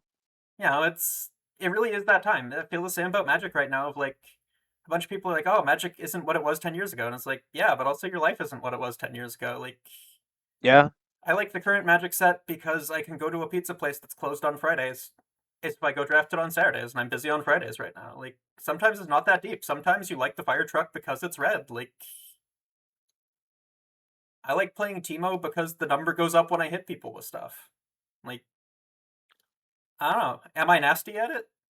Doesn't really factor in. Like I'll naturally learn over time if I'm having fun with the character versus feeling like, ah shit, I'm not good enough to play. I'm not like hitting some goal I have in my head. Like I don't know, that robs you of the enjoyment of the genre of just being like, oh, I'm in a little sandbox. How do these systems work? What can I do? That's it. It's like the way I'm interpreting what you're saying is like people definitely do they want to like ground themselves by like being like the guy for something. Like, oh, that's the BB tag guy, or that's like that's the persona guy. But Yeah, instead, it's just like no, just you're be free, be allowed to be like many people, let yourself grow, yeah. I, or else you stagnate. I think that people contain multitudes, to use a truism, as you like to say. But it's very easy to feel like you can't properly express the nuance of who you are in a short amount of time. So I think people will definitely fall back on these quick signifiers of like, people call me Munchers instead of Munchello because it's less syllables. Like, Yeah, that is just naturally is something that happens over time. Like, you have to just, I don't know, you go, you know what?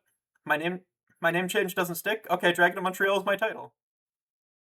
Maverick's my name. David Peter Cho is my absolute Oot There Underground we go. name. So the ladies know we by. Lovely. Yeah. That's definitely a Maverick voice line somewhere, trust. Yeah. It's definitely a big factor.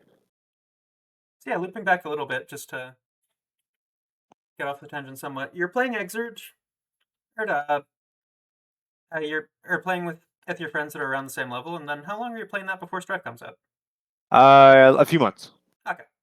Like we get into like really near the release of Strive. So Strive came out in June. So I'd say I was playing Exert and Ispasar in like April, Hmm. I believe. I don't play it like every single day up until Strive comes out, and I don't play online for either of these games at all. I only play with Yeah, my yeah. friends. Yeah, so Uh, it's a fighting game at your friend's house. yeah, exactly. Same vibe for me Uh, on Exurge until like fairly recently. yeah, that's it's a big thing too. I feel like people often look at fighting games as like a ranked game. That's Mm. it. And it's like I think in the casual sector, it's like, oh man, like invite your friends over, have some beers with them. Like, please. That's like the optimal way to enjoy a fighting game, in my opinion. Yeah, I think people are like that with anything though. Like, I don't know, same with League. Like, if you're professional, then yeah, it's a ranking game. But even then, your points don't matter that much past like showing people that you hit a point on the ladder. Like, someone someone with a brain and eyes will still look at your VOD and see how you actually play versus just be like, ah, shit, plus 20 LP. Okay, bet. It's just so That easy person has to. to be Hmm? like an intelligent player who would actually be able to tell how good you are from how you play. Probably doesn't care about your rank. They just want to impress like the people who don't know any better and be like, I'm a diamond. No, diamond's not even that high in that game, isn't it? In League of What are Legends. y'all? Yeah, Eternuses or I mean, Diamond is like Diamond is really good to your friends from work. Uh, a friend of mine and hit it, I think, high diamond, either high diamond or like Master Zero LP, and immediately concluded that he hated everyone at that elo and would rather play World of Warcraft instead. good ending. A little bit, a little bit. It's you get to the top of the mountain. You're like, wow, this view is not fucking worth it. This is ass. You get like 2 stops away from the peak of the mountain, and you see all the other hikers, and you go, "Damn, I'm gonna turn into this."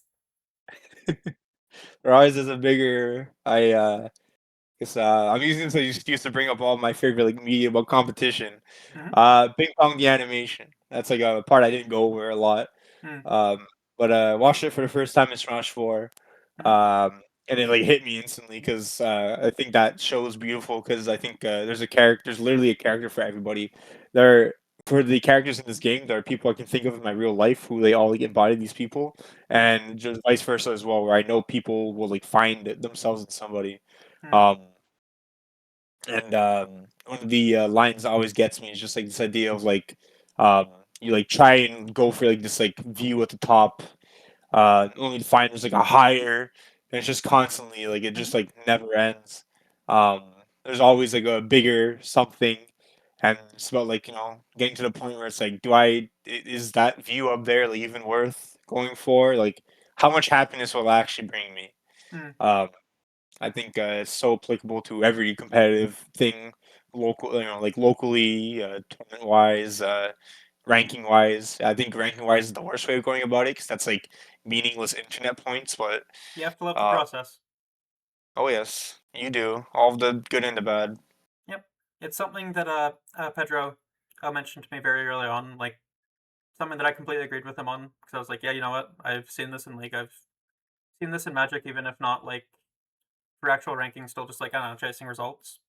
Of just like if you care about your points that much, you're going to play worse in the short term. You're not Yeah. going to play to learn, and like you're just going to learn to cheese people, which will help you occasionally, but is not the efficient thing to learn. No, because when you're doing the cheese trademark against someone who has seen the cheese trademark in the game 5 last round a billion times, you're gonna die. Yeah. It's just like it'll work against like like you'll never get to a place you're actually happy with. Hmm. It's for sure. Well, I always see that consistently, where it's just like it's not all about winning, and it shouldn't be. It's insert quotes about how like losing is a mentor, but my favorite's always you got to get washed to become clean. Loses It's, improve. oh yes, you do. Yeah. I It's, used to say that phrase really frustratedly when I was losing Overwatch ranked games because I cared way too much about being platinum in Overwatch. oh no, not the Overwatch. Yeah, no, That's I was playing Lucio. I was running around out and applying auras. yeah. You just like I can visualize you in the middle of that map, like the coastal sea town or whatever, I Yeah, think, and there's like the middle of like the circle pit, like Lucio, you can just like I spin believe that's around in the Ilios. middle. Yeah, yeah, Ilios, and you're just like, oh, losers improve. You're just watching your team like dying up there. Yep. Yeah, there's another map. I think it's Nepal. It has like a temple where there's like a big ass pit on the right side, and then there's like a little bit of space you can fight over in the middle. There's a Yeah, flank here, and then there's like a wall you can ride on, and like there were so many little angles you could run around there. It's like wall ride over somewhere or push someone into the pit. yeah. I remember Lucio. I remember skipping my CSHEP social studies classes, and so that I could just sit at home, fucking in wall riding, fishing for 4Ks with my right click. That's very fair. That's very fair. It's you had to enjoy Overwatch for like the very little bit amount of time it was like very good. So I liked it for most of the time I was playing it. Like Guilty Gear Strive ass game, but if you're playing with toys, it's fun. for me, Brigida was like my happy chaos. Yeah, exactly. I was I playing was the like, Happy Chaos in that game. I was like, this is sick. My character's so good. says a lot about you, Marcello. I'm a Nago player. I don't think I ever denied this. I love Roadhog. My man becomes actual bottom five. I'm playing Slayer. Bye bye. Yeah, I don't even know to compare that to, but yeah, that's it. I play TCGs. I just want to play best deck in format. Yeah, I was talking about that yesterday with Daniel, Hmm. where we were talking about he was talking about how like Azalea is pretty good in Silver Age now, Mhm. and I'm like, oh, that's like actually like the best argument I've heard for like coming back to Flesh and Blood. But it's like, oh, but like I feel like you'd really like the new Archer, and it's just like honestly, I don't think I would. Like I'm just I play Axel and Mode like Smile. actually though, I just like Azalea. Yeah. That's my baby girl. I just want to play Azalea, and like I feel to them, they just can't understand that because that's just not how it works. I always found that difference between TCG and FGC so fascinating. Top people will drop the character they've been playing even for a long while, and like it's like that, and like you have to, yeah, you have to. In TCGs, I feel, but I've always found it very like sad, I guess. Hmm. But I think it's just because FGC people tend to associate their identity to a certain archetype or to a certain character specifically, oftentimes. So, Hmm. I've always found it to be very fascinating comparing those two communities that I've had the absolute pleasure of being a part of. So, Yeah, you were playing mm. on that topic. You were playing Flesh and Blood for a little bit. I think the phrase you were using when you first started playing it was you were just fucking sick of Strive. It was like a bit after season 3 he launched, and you were just like, actually, I could be nice at Flesh and Blood. Yeah, there's I a point where I was like, "This is cool." I think you played a qualifier for something, and then kind of got turned off the game a bit, right? Um, I think it was yeah. I think my like specific experience, if I'm remembering it right, I I was taking it seriously. Like there were times where I actually was like, we used to have a fight at we actually used to have fighting games on Friday, and I would like skip on those and go play Flesh and Blood Yeah, in the is it was used to be CC on Fridays, right? yeah, I think it was it. Yeah, I'd go there to play that or just play casuals. And but I played in a challenger. No, I don't forgot what it's called. Some kind of big like event. I yeah. like I think a ProQuest. yeah, playing like a pro quest, and I played against a Lysander for the first time.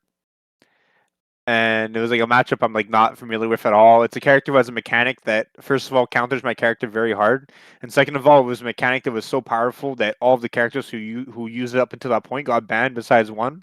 And I played against someone with that mechanic, and it's a mechanic that makes my character, who's very reliant. She plays very powerful attacks for a really low cost, but there's a lot of disruption for avoiding my ability to get that damage. So Mhm. it's like very much a like you can counter pick her pretty well if she's meta. If she's not meta, then you're not gonna have those cards in your deck typically, I think. Mm. But I played against a character who just slows down my deck a lot, and thinking through my lines was still like a new thing to me. I'd been playing for about 2 to 3 months by that point, Mm. but I had someone who I was like being rushed by him, Mm. and even though it was like a very stressful situation for me, and it was like a mechanic I was not familiar with, and I forgot what it was. I think they were like saying like they're gonna like call a judge if I kept on like for like on me for like slow play. Yeah, And probably. it's like I wasn't like doing it on purpose. Like I go to these events for Yeah. fun, and I kind of like it just I feel like I then just started playing fast and stupid just so I wouldn't get a judge call on me. Mm. And I just kind of like I lost, and I just like kind of felt like I wasn't like instantly like, "Oh, I'm not gonna play these games anymore." Like I wasn't even too upset about it about losing because I it was like a matchup I didn't know. I know it's not my fault. Yeah. Um, but it just kind of like soured my mood a bit on it. It Mm. definitely felt bad that someone would like make me feel that way. Mm. 'Cause I guess I feel like I've never really like felt that way in like FGC, for example. I think as well, it's a lot harder to feel as if you're making a mistake in a fighting game tournament because TCGs are so rule oriented, and if you Mm. make one mistake, it completely ruins the entire game state. While fighting game, you press the button, and it's very hard unless you press the start button to like actually like irreversibly affect the game state or like unplug their controller. So Yeah, I feel it's like in a fighting game, if you don't understand how a rule works, so to speak, you lose the game for it a lot of the time because the yeah, opponent sees that and punishes you for it. yeah, But it's less of it. I feel like in a fighting game, if your opponent is just much more familiar than you, the game will end faster rather than much slower. Like I yes, think it's an unfortunate part of playing fighting games, or not fighting games, card games at intermediate levels, is just like if you're trying to play very intentionally and you're not used to every card, you're not used to everything that's going on, Mhm. it can just get very overwhelming. Like I think it's very easy to like overthink a line, start feeling like you're overthinking it, and let that anxiety spiral when you're like, ah, fuck, I'm wasting game timer. And it's an yeah, unfortunate thing of like, if you're there to compete, if you're there to like, qualify for Pro Tour, going to time does kill your run a lot of the time, and it's like it sucks being on the other end of that as well. Like, just kind of being like, ah, fuck, I don't want to be an asshole. Like, you're clearly yeah, just trying to play the game intentionally. But no, the timer adds a lot of overhead anxiety to it.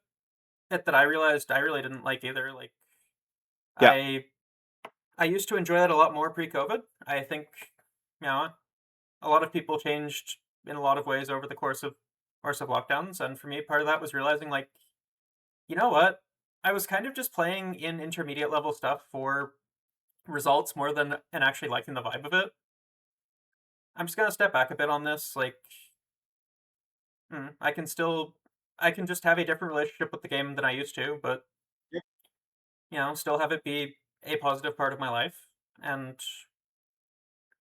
I think that's something that a lot of people need to do. Like, I don't know, you can always fall into that pitfall. It's very easy to feel like you missed a point in time and you want to be that person forever. But a term Naveen used about general habits in games that I feel like also applies here is that you can just kind of let yourself calcify if you don't pay too close attention to it. It's become there just because you want to hold on to that, I guess. So Yeah, if you're open to meeting new people and having your relationship with things change, though, I think you can still find a very healthy relationship with a lot of hobbies as both you and they change. And sometimes you do just change in ways that you aren't compatible with them anymore, but that's also fine. Like you're saying, sometimes people leave fighting games for a bit, come back later. Like yep. sometimes you realize, I don't really like playing weeklies, but actually I like the vibe of a monthly, or you don't like the vibe of a monthly, but you like the vibe of UMAD. Like, you Yeah. naturally, I don't know, you find what that what that healthy relationship with it looks like to you, and that's different for everyone. It's, that's just the thing. Like, well, even if I don't play TCGs, for example, competitively anymore, I came to the conclusion that I just didn't like playing it competitively, but I would always love to play it casually with people, and I still get to see the faces that I really had a positive experience with around often. So I still get all of the best parts of this without the parts that I kind of learned that I wasn't a fan of. So Yep. it's people got to be more scared to more scared, less scared to be more malleable. Hmm. It really, as you mentioned, it's really easy to calcify. It's really easy to be like, but no, I'm the flesh and blood guy. Like who else can I be? It's like Yep. no, it's, you're so many people within one person, future people. Hmm. Huh. It's, Yeah, I guess looping back a little bit, at I don't know. I feel like we'll go slightly too long if we don't touch on a couple of games. Like, for sure, I the don't know, Yapplers. yeah, yeah. No, I Are, think are I'm we enjoying the already at two conversation. hours? Yeah, yeah. I'm down. I'm cool with it. I'm having the time of my life. All right, cool. Just making sure. I don't want to. Oh yeah, no, no, Let me just get no. up and get some water. Good idea. Drink some Gatorade. As if nothing ever happened. Yeah, no, happy to have an extended little yap. Like, I'm enjoying it. Yeah, Definitely, I think you're an easy person to talk to, so it definitely leads to some interesting conversations. that's the thing. It's just bounces off of each other and all that. So it's what I'd be doing if I was hanging out with you anyway. So, Yeah, bit of a mutual Yappler effect, but gets there. oh yes, that's it. That's it. Uh, yeah, I find I don't know if it's like I guess the you guys stuff. I find it so Yeah, funny how we've brought up like Guilty Gear Strive like 4 times, like the start of Guilty Gear Strive, and I end up like mentioning like something different, and I just start talking. We start talking about that for like 20 minutes. real yap shit. Yeah, let's see, because people want to know my journey so much that they're gonna be like, "Oh, I have to stick out until I hear about how he played Guilty Gear Strive for the first time." It's the fucking There's the bit in The Simpsons where they're watching Itchy and Scratchy, and they're introducing Poochie, who's like a new character, or that all the kids are supposed to love. But they're going to the fireworks factory, and like they keep stopping the car, or else they stop the car and they start talking to Poochie, who just starts like fucking monologuing about how cool he is. And in the middle of it, Milhouse is watching, and he goes, "When are they gonna get to the fireworks factory?" Like I feel like that about Strive right now, just like Coming soon, I swear. just 3 more tangents. That's it. No, I think it should be good. The funny thing is, my story about my first day of Strive is like an extended story of a different story. So there's, there's one more attraction. That's like a 2 minute, two-parter, two-minute thingy. But You know what? Let's get into that. I'll include some amount of lead up here, yeah, and that exactly. works. Uh, so we're gonna talk about Guilty Gear Strive now. Yeah. And I'm not gonna talk about how I played Exeter A Superstar because that's what we iterated on for 4 times already. Guilty Gear Strive releases in June, 2021. I am extremely excited for it. I've been playing Exeter and A Superstar. No, I'm joking. And so the day before the game comes out, I think it's like June 21st specifically. June 20th. It's one of the first times that after lockdown I get the chance to go to a friend's place, Mhm. and we celebrate. I had started like drinking back at this time. I was not really into beer, Mhm. um, so I would just like drink hard alcohol. So my friend always had like the Smirnoff uh, vodka, and we played some board games, and we played a game called uh, it's called Payday. Mhm. One of my favorite board games, Impeccable One. Um, and we got to a point where it was like our first time like hanging out, me, my two other friends since like lockdown. So we're like, okay, you know what? Every single time something stupid happens, we're gonna take a shot. Mhm. And it's a game where a lot of stupid things happen. Mhm. And I ended up drinking a lot of vodka. And it's like the first. It's probably the worst. Like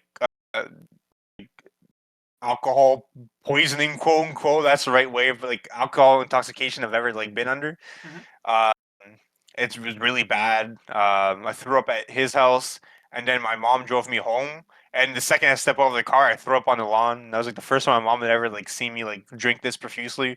So she was very upset. It was all just like really bad vibes, and I was so hungover that like I didn't. The Sticker Strive came out the next day. I didn't even play it. I was dead. I was so dead. And I was excited too. It's not like oh I can like I was so hyped for it. I couldn't stop talking about it, and I was just like I cannot play this game right now. You can It, wait. it, it could, yeah. So I played on the 22nd or whenever it came out instead, Can't believe and this.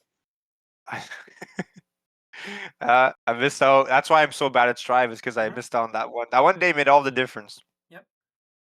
Unfortunately, so game comes out and. In Exert, I played Alpha, I played Bedman, Mhm. and in Ace of Star, I played Jam. Mhm. None of those characters are in Strive at the start Yeah, yeah, of the on launch. release. So exactly. So I'm kind of like at a loss of who to go with. I'm like, where's everybody? I don't know Mhm. these characters. I'm kind of Why isn't scared. everybody here? This game sucks. I want to Yeah. play Smash The Ultimate heck? again. Maybe I should have went back. No, I'm so happy I didn't. So I ended up settling on Chip Mhm. at the start because he was kind of really belligerent at the start of Strive. Unlike now. He had a yeah, exactly. He's so much worse. Totally. But yeah, there's his J2K, which is like really easy to get away with. Mhm. You just throw it out and like win. Um, I didn't really understand the rest of his kit too much. I was always too scared to press clone, too scared to commit with Rekkas. I was not Mhm. good at the game, obviously. Yeah, you just But knew yeah, that J2K worked. that's it. I played him. I kind of like didn't really like. It was fine, but I didn't really like stick with Strive for very long. Mm. I played it like with like Tristan and Justin. Then I kind of just fell off because I was playing Chip, and they were both playing May and Soul respectively. Mhm. And they're both like Justin had like actually like leveled up, Mm. while I was still kind of confused. I didn't really know how to do combos. I was still playing on a broken Xbox One controller, Mm. so I was just like dropping stuff. It felt really bad to play, so I kind of just like became uninterested. And I stopped playing generally. I think I'd play sometimes with them, but I never had like a character who I felt comfortable playing. Mm. So I kind of just went about my life. Uh, still being Yaer with real life things like college and drinking at parties and hanging out with my girlfriend and playing badminton, as Justin says. And about at the end of my second year of college, so that would be 2021, 2021, no, 2022. I I'm doing I remember explicitly biking releases. So that she comes out, and I'm at my internship. I was interning at a high school in charge of student life activities at lunch and like organizing like leadership workshops Mhm. and all that. And I am watching a Sage Jam video where he's playing biking. And I see biking, and I'm like, "Whoa, that could looks pretty cool. I'm gonna play her. Yeah, I'm gonna get back into this." So Mhm. I go home. I play her for like a day, and I'm like, "No, this guy's just boring as heck." But something compels me to like stay. I'm like, okay. So I start like messing around with other characters, and I'm like, okay, who's like a character I've never tried before? And like a common theme in my life is that if I really hate something, like if I dislike something, usually it doesn't ever. But if I really hate something, I'm like, why is this thing? This thing is so stupid.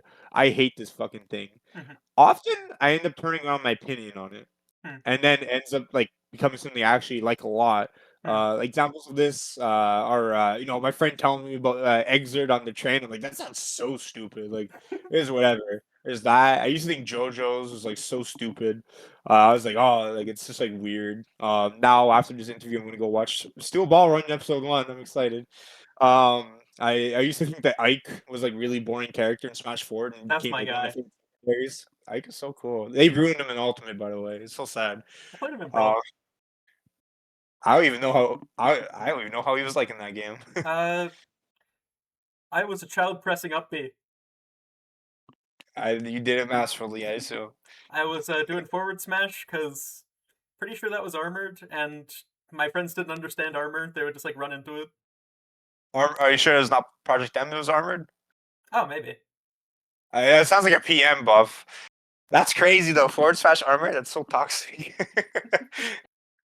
uh, Regardless, like you can see the level I was playing it on at the time of like I can't tell you if it was armored or not. I was like off of vibes. I feel like it was armored.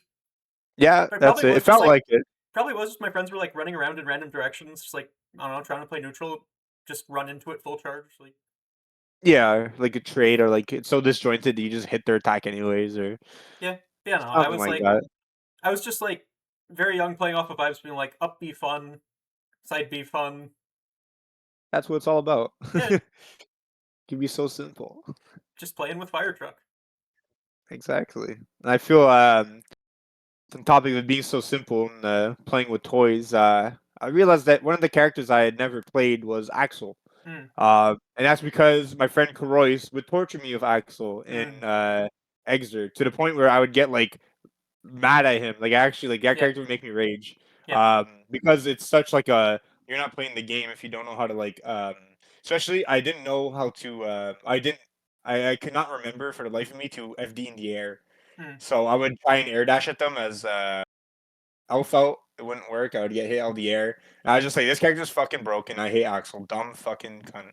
mm-hmm, But then I tried him out in Strive, and I was like, oh, hey, this character's like really fun. Like it felt like I've always been really weak at pressure, but it mm-hmm, felt like his zoning made up for that weakness, and I was able to quickly become a stronger player using Axel as a tool, basically. mm, Um, so I feel like he kind of made me uh, win more.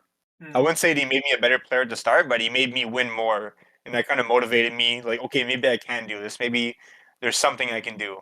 yeah. So I started playing again. I think I'd heard that Justin had been like really playing the game too as well. Mm, Um, I how the story goes. A bit more time passes. I think it's like April, May, and JJK 0 comes out. mm-hmm, And me and Justin, we always go watch anime movies together, and we go watch JJK 0. But I'm also like, you know what? For like old time's sake, let's go to a Smash local. There's like one on Saturdays. He's running it at the old Jean venue, um, and it's like, all right, let's go. So we watch HK 0. It's impeccable, and then we go to the local. I play, and I go like 2-2. But I kind of feel like a bit of like that like competitive passion reignited. I'm like, oh, that was fun. Like I kind of miss this. mm, Um, and then I end up signing up for the monthly, the untitled monthly, Montreal monthly, as they used to be referred to. mm-hmm, And I sign up for Strive. And I'm quite certain that I go 0-2 on my first one, or like 1-2. mm-hmm, I remember my first stream match ever. I played against Somnium. mm-hmm, Uh, just funny. And someone misspelled my name. They put Yart, Yart instead of Yaer. mm, Which that like set a tone. I still use Yart to this day because I think it's really funny, coupled in with the fart crew lore. It's kind of like a how did it's like The Simpsons predicting everything type of vibe. But yeah, after my first monthly, I was hooked. I was like, this is fun.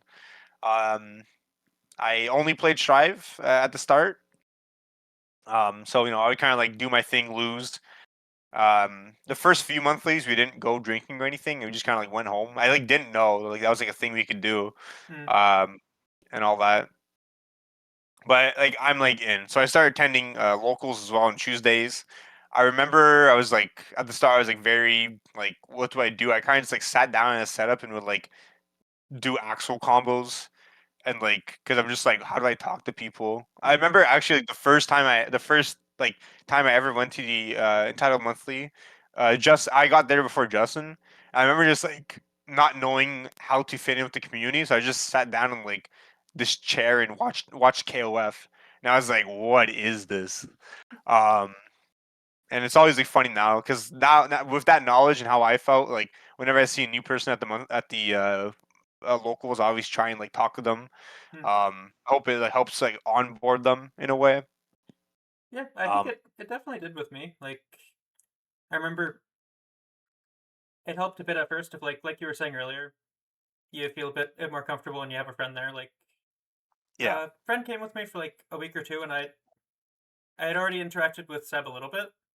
Then there was a week that Seb also wasn't showing up, and like I've definitely mentioned this to you before, but like I just didn't really like you very much. Like just off of like I I was don't not know, always the nicest person. like just off of seeing like foreign or random interactions from you in Strive QC with people, Oh yeah, and like I'm conveniently skipping over the. we'll get there at some point. We will. It'll come up. It's part of the story. But yeah, just like off of making random judgments off like I don't like these random interactions that ends in a vacuum, completely out of Yeah. context that I see on Discord server. And then like there was some weekly I was at where like you got you just like got really frustrated in finals against I think Seb. That's deserves. And then like Lily laughs and says as to someone, "Oh, it's gotta be another year of this." And I'm just like, Jesus Christ, does this guy do this every week? Yeah, Za1on, yeah, he pissed me off because I was like, I would lose to him. I would just like go home mad. It's like, fuck, I lost it because we had like such a like. I mean, that was like the local rivalry for me. It was like, did I beat Seb this week? Yes or no? Because I'd always make it the grinds basically. Hmm. It was like, am I able to beat Seb? Someday you're the nail, someday you're the hammer. Um, Oh yeah, no, I enjoyed watching you two play a lot. it's yeah, good times. I miss him.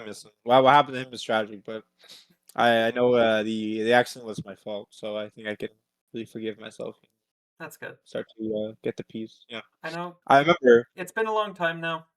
I think you can forgive yourself. I think I can. I know that Justin doesn't even want to acknowledge it. He's pretending Seb's still alive.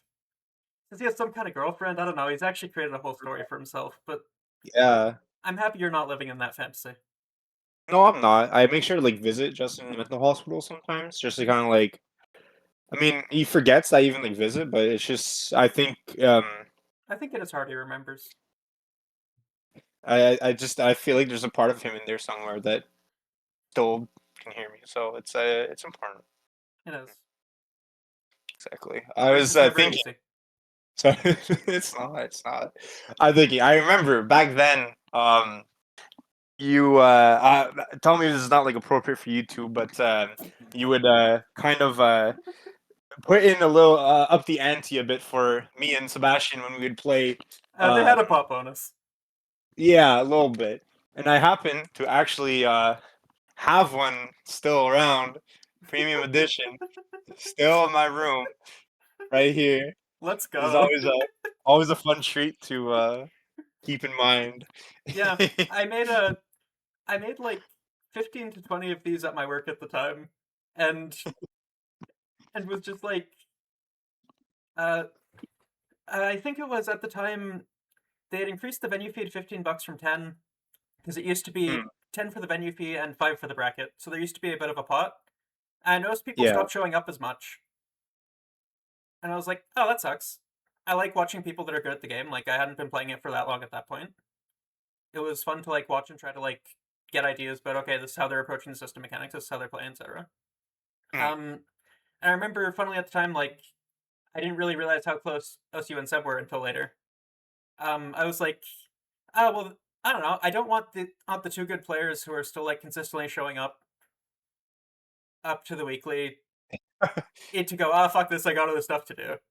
Bro thought Yaer's leaving. Yeah, no, because I was literally like, if there's not $5 in the pot, do they still care?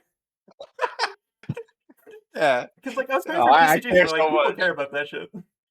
So I was like, you know what? This is just like a fun little thing I can do of like, very much just being playful with it, having fun with it. Just like I'll throw in some small thing to play for, make the little It was packaging always cool. thing with the rare I love candies. looking forward. Indeed, indeed. the some type of candy. But yeah, it was. I finally remember those times. It was always like I was still getting to know you. I Yeah. think I can still be like sometimes like kind of standoffish to like people I like meet for the first time. Mm. But I mean, same here. It's something that I've really tried to work on, and especially at the time, I was very conscious of and trying to act against. And I think that was to the benefit of like, I think we did become close friends very quickly. yeah, just good vibes all around. It's very very much willing to talk for 3 hours about life, which is always a pleasure. The Yapper. The Yapplers. Uh, yeah, that's the thing. Justin can't hold a conversation for longer than like 7 minutes, so Yeah, but he always it's answers my questions. he does. He's a good boy. I'm just saying this to piss him off. I know he's not getting this far in our interview anyway, so I can just say as much shit as I want about him. Yeah, funny anecdote I remembered, and this also gets us to a bit further down the line. So I started attending locals a bit before you showed up. Actually, we have UMAD 2022. Yeah. Which is the first UMAD that I attend. It's at 8 Queen, which is the venue that we were at last year for UMAD 2025. Yeah. And it was a pleasure to return there. I love that venue as my first one. But at that time, me and Justin, we go to Gommel 2022. Mhm.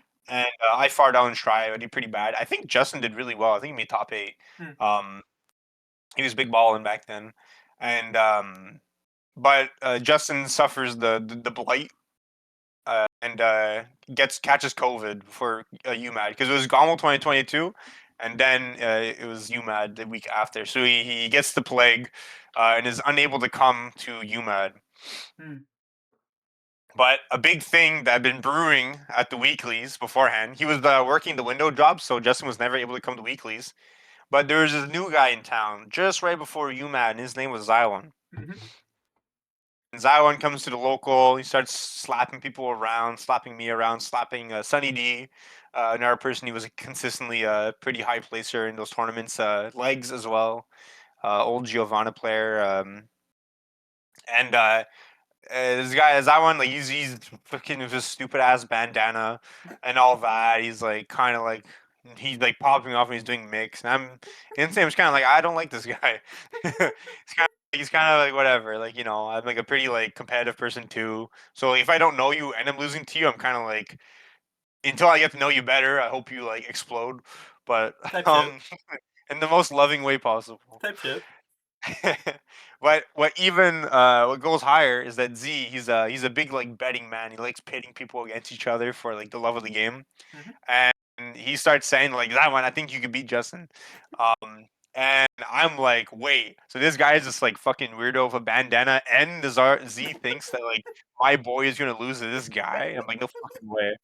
So I see him at UMAT. I'm like, yeah, fuck this one guy, and I think they were supposed to play at UMAT, or Mhm. like we were hoping they would play, but they never ended up actually fighting against each other. But I just remember like it's just so funny because at the start it really was just like this weird fucking Zion guy, and I feel I don't have to explain the fart crew lore. I think it's been elaborated on twice already. Um, but no, the rest is history in that case. I think we can always use a third perspective, though. You were saying there was some stuff you I disagreed with Justin on. Disagreed with him? Yeah, you had some corrections too. Man, With I I remember with both you and Justin had your thing of the fart crew's values is including not having a girlfriend. oh my, yeah. But it's like always like funny to say that until like it like inevitably like does like happen to me or Justin, because then that conversation is gonna be very awkward, and I don't want to be the one without a girlfriend too. That's like I'm gonna be alone and not have a girlfriend, so it's like double loss. So it's like I'm gonna have to like make a update to the bylaws or something until before Justin finds a vacant hottie, you know. There you go. You can form a pact with Sabula, vote Justin 2-1. That's it. I think is on one side. But yeah. No, I think what does it mean to be a fart? I think it for like it is it really does feel like it's not just solely like a fart in game as well. I think it's about being like in life just kind of like a wagey with no girlfriend, just drinks beers on the weekends and plays fighting games. Um, but like that's kind of like the negative traits. I think just like at the end of the day, like as long as you're someone who win or loss, you can just be like rats, and then pop open a beer and just have fun with all of your friends at the end. I think that's just the values that we would want to people to come away with. Yeah. That's kind of like the most important thing.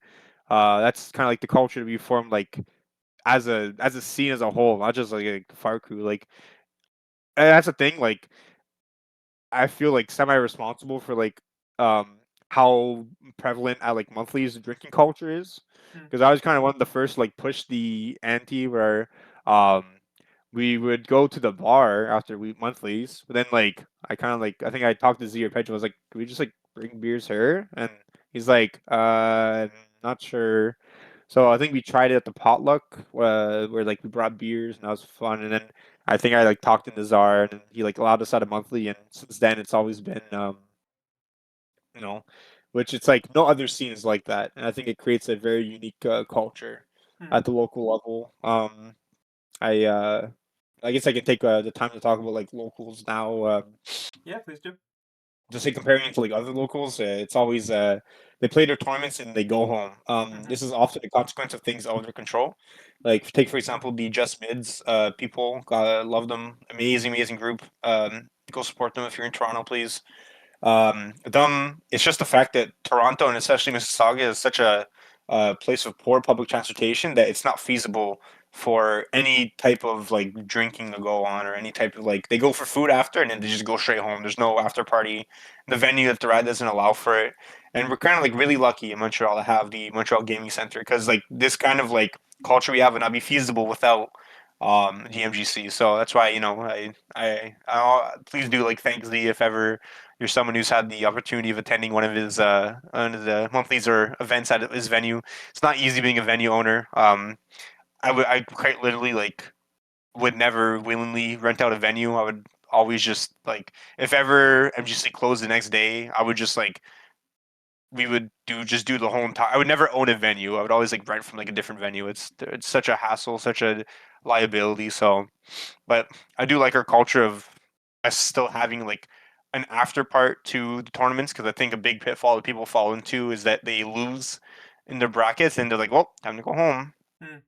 And it's like, no, like I don't think it has to end there. I think it's really healthy to have that ability to, just be like, oh, I'm gonna stay here, make some friends. We're gonna sing some karaoke. We're gonna watch a movie. We're gonna watch, and it's not just like, oh, we're watching like whatever. Like we're watching the dumbest shit ever.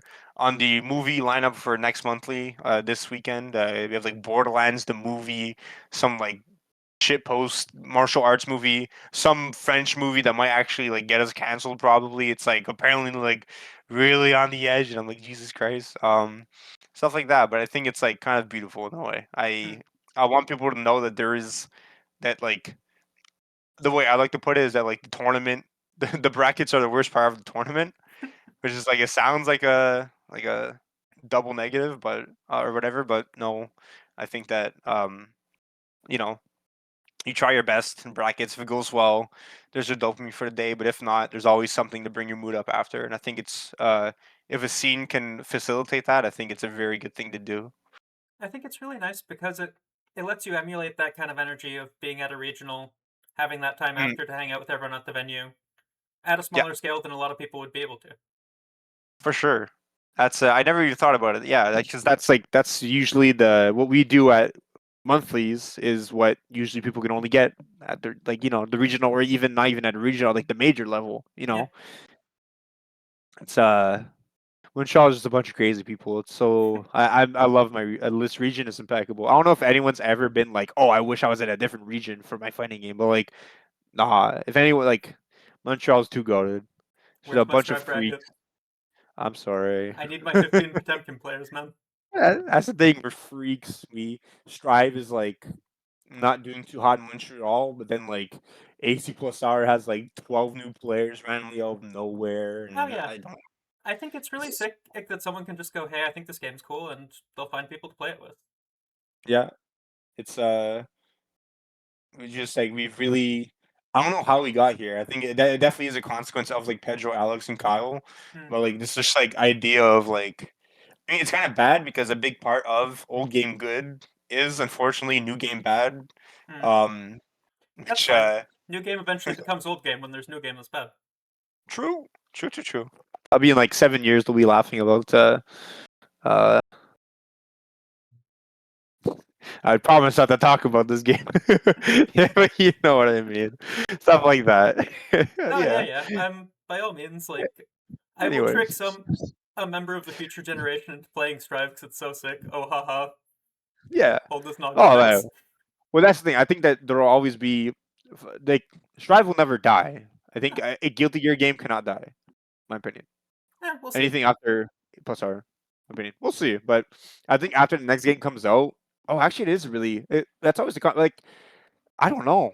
I don't know. The Edge are still doing really good. Yeah. Plus R can still get numbers, but like I don't know if it's going to become like a Smash 4 thing of Strive where the new game just completely kills it. I think it depends how much the new game feels like Strive versus feels like a lot of the other Guilty Gears where like a new iteration comes out and the people that liked exactly the way the last one was fucked up go, this one's fucked up different. What do you mean? Game bad, too Yeah. different.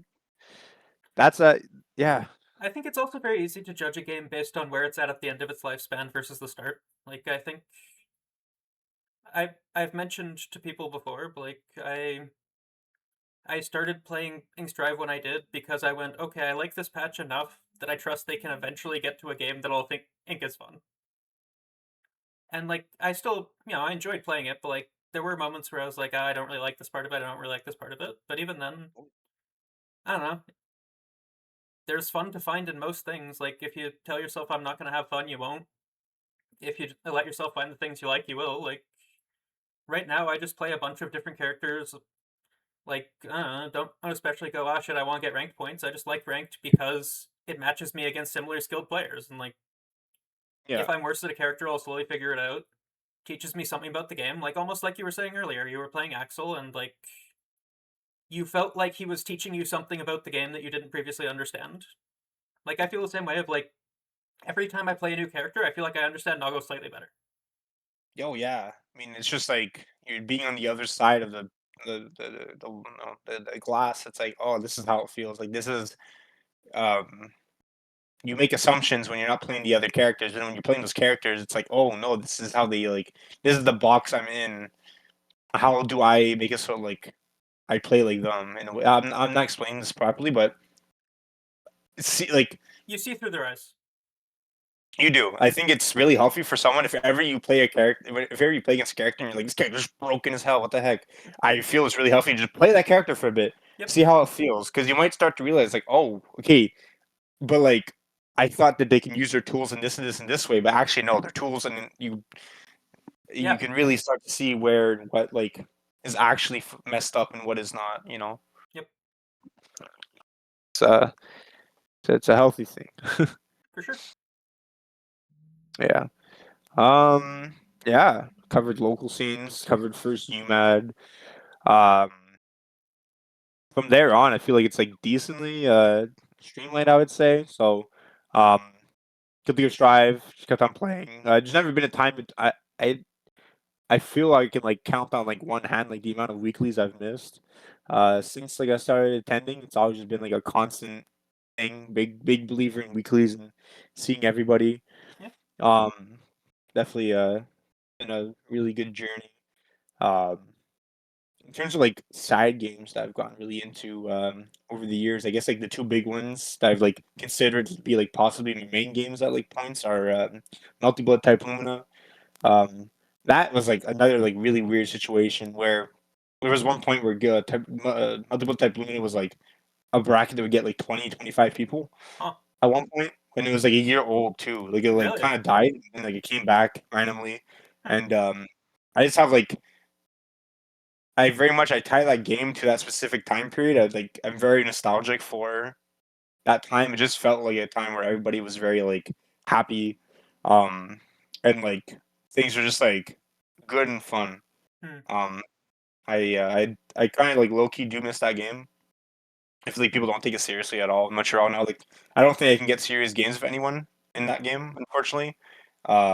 Like no one who takes it seriously is willing to come to the locals, but if Smart anyone strategy. heeds this. Kind of. Yeah. Shoot. Dang. Now I see how it feels. Don't worry, you'll get a 2.0. Everyone will come back. It surely will. Smart. I'm excited to see it this weekend because this weekend is such like a make or break moment for FGC as a whole, especially after the Street Fighter and Tekken. Like we need some W's here. We need like a new uni character pass. We need good buffs, like good improvements to Ground Blue, and I think Strive just needs like something crazy. We'll see. Even if it's something flawed at the start of the season, I think it's something that if they put out something crazy, but they make it make sense in like a later patch, I think that would be just good enough. They need something to make people say, "What the heck? Oh, I gotta like what they do? That's crazy. I gotta get back on." Mm. That's my thoughts. I'm someone I've never really played for balance. I didn't stop playing Guilty Gear because the game balance was bad. I stopped playing because it is just I feel like I've gotten what I wanted from it out of it, and I just wanted to try out like new things from now on. Yeah. Um, and also it is like just seeing like the scene slowly change over time. Like I went to like Toronto and like I knew like four of the Strive players from like there's like 25 people in the bracket for example, and like I know like four of them, Mm. which it's super nice to see like a new generation in that region has like slid in, but it's kind of like I don't know. It's like, oh, I like don't know you all. I find like a big part of my joy in playing that game of outside of Montreal is like being like, oh yeah, you get to like play against Casper just like old times. But like even there, it doesn't feel like I'm playing for old times anymore. I'm just playing against people I know, people I don't know. So it's yeah, it'll always be an important time in my heart. I really do appreciate Strive for what it's done, um, for like everything in my career so far. So it's it's a cool game. I owe a lot to it. Yeah. Then yeah, another game I was playing during Strive, but not to like a big level was Granblue. Mm. And I don't remember if I was playing. I don't. I think when we were playing it, like they hadn't announced Rising yet, so like seeing Rising was like a really big surprise for us Mm. because it was always that game that was like so cool, but it doesn't have rollback. It had like the worst possible release window ever, right at the start of the pandemic. Yep. So the game was just like DOA, Dead on Arrival. Didn't get a chance. I wasn't around when it came out. I only picked it up like 2 or 3 years after it came out, or something like that. 2 years, I think. But I was playing it. It was like it was cool. Like I started off, I did not like it at all. I almost refunded the game actually. Mm. Um, but then I like gave it another chance, and I was like, no, this game's cool. So it was always fun playing as Justin. And then like they announced Rising, and it's like, whoa, whoa, whoa, whoa. It was the first time that a new game actually seemed like something that could take down a new game that I was interested in could actually like take down Guilty Gear Strive in a way, or like Mm. become my new main game. Um, Obviously, it was like careful enthusiasm. But Mm. like the more and more I played, the more I was like, oh, like this is like real. I remember we to Tidal Waves number 2, I think, Tidal Waves in 2024. Um, we were there, we played in the brackets, and then it was instantly like, all right, let's go home, let's go play the offline beta for Ground Blue Rising. We were just like so excited to go play that like locally for everybody, and it was so Mm. fun. So I think like that game, like it started off with really good momentum because it was like, oh, it's our chance to finally play the game that got fucked over, and Mm. it just kept the momentum going and going and going. And I don't think there's ever been a bad point in Ground Blue where it's like, oh yeah, this killed the game. Mm. I think 6XL is obviously a very controversial mechanic that has seen some nerfs, but obviously not to the extent that uh, Twitter goblins seem to think. I think a lot of people complaining about 6XL are people who don't play the game. And I suppose it's potentially a factor in why they don't play the game, but also I think to myself, would they play the game if Cell was nerfed? I don't think so. Mm. I don't think so. Because anyone who plays the game knows the 6XL was extremely good, but it's not the entire game. Mm. It's an option. It's an option. It's a very good option. But it's a lot of characters' best button. Or like top 5 best button, but it's it doesn't mean the game is bad just because there is like a really good system mechanic. It just means that you keep the system mechanic in mind while trying to cover other options too. It's Mm. beatable. It's so beatable. So Mm. I think there's always going to be something from people, and people who don't play your game complaining about the game. Um, it's just people. Twitter is a weird place. But Yeah. Yeah. Yeah. So Grand Blue, like I kind of like went back and forth. Also, that's another game too where I start off extremely excited and then I just kind of lost love for the game. My character changed a lot between versions. So once again, kind of like Smash, I tried to find like another character, but nothing stuck. So I just kind of bowed out. Um, and that was at a time like people stopped taking Guilty Gear Strive seriously, so it kind of did Mm. suck how I was still taking it seriously, but people would be like, they would lose and just be like, "Why don't play anymore?" So like it doesn't matter and stuff like that. Because like I kind of like that's when I first started realizing that games don't last forever, Yeah. and that they would get to a point where I would I would like it'd be like soft locking yourself IRL where it's like maybe people stop playing the game and I start performing really well. But it's like I would never be able to like actually be happy with myself because I'll think to myself like, well, I never beat Dyer at his peak. Mm. I never beat Animal at their peak. So like I'm gonna be good now, but like I never like am I actually good? No, it's just they stopped playing and that like really bothered me and they kind of like instilled in me the idea of like nothing's forever. And that like maybe I should like hurry up on like getting better and start playing at home more. Mm. Just ideas like that. It's a bit of like a depressing one, but it started off a bit with Strive. With Sunny D disappearing, it's like, that's gone, and slowly and surely, Audio, Jewel, it's things change, and it's hard to like justify it as a competitor sometimes. Like being happy that I won, even though I know, like, okay, would things still be like this if this person was still in the scene? But it's out of your control. It's a common trope in competitive media, like media covering competition. Like every single Uma Musume season is like the there's a rivalry, and then like one of the rivals gets injured and stops competing, then like really messes with the other character because it's like I don't care that I won the big tournament. I didn't beat Mm. this person. I lost my rival. Mm. Um, it's something I do relate to a lot. Mm. Yeah, I felt that to an extent, but also like I think the reason I'm still playing Strive, the reason I'm still enjoying it is somewhat just I saw myself having that same mentality, and I kind of just went, but it doesn't really matter. Like almost even hearing you talk about so many people that I had never met not playing anymore just made me go like, yeah, the point that I'm remembering people from is slightly different than yours. There are people who to me have been there forever that to you are still relatively new, and like I Yeah. don't know, just somewhat that put me at a sense of peace of like, yeah, the people around are gonna change. Like it was funny to me when people would go up to me and go like, oh, you're TO, and I'm just like, no, I'm stoned and playing the Goriyuki. I'm the opposite of a TO. You're Unk now. You've done your military service and you're now that's hilarious. But That's I don't know, good. like it's a refreshing feeling of feeling just like, okay, yeah, there are people that are starting to play the game still. Like Yeah. I don't know, if 2.0 brings more people like that in, I'll be happy. Like if it brings some amount of people back, cool. If it brings new people in, cool. If neither of Mm. those happens, then unlucky. Nothing lasts forever. I'll play Noggo on netplay until I don't have people to play with on netplay consistently.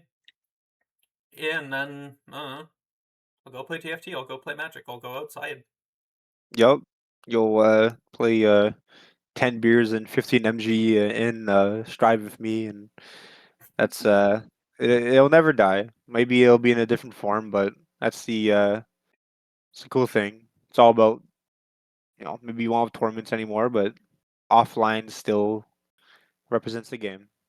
Yeah, exactly. I think it's a matter of seeing the tournament as a vehicle to see people be Yep. part of a community.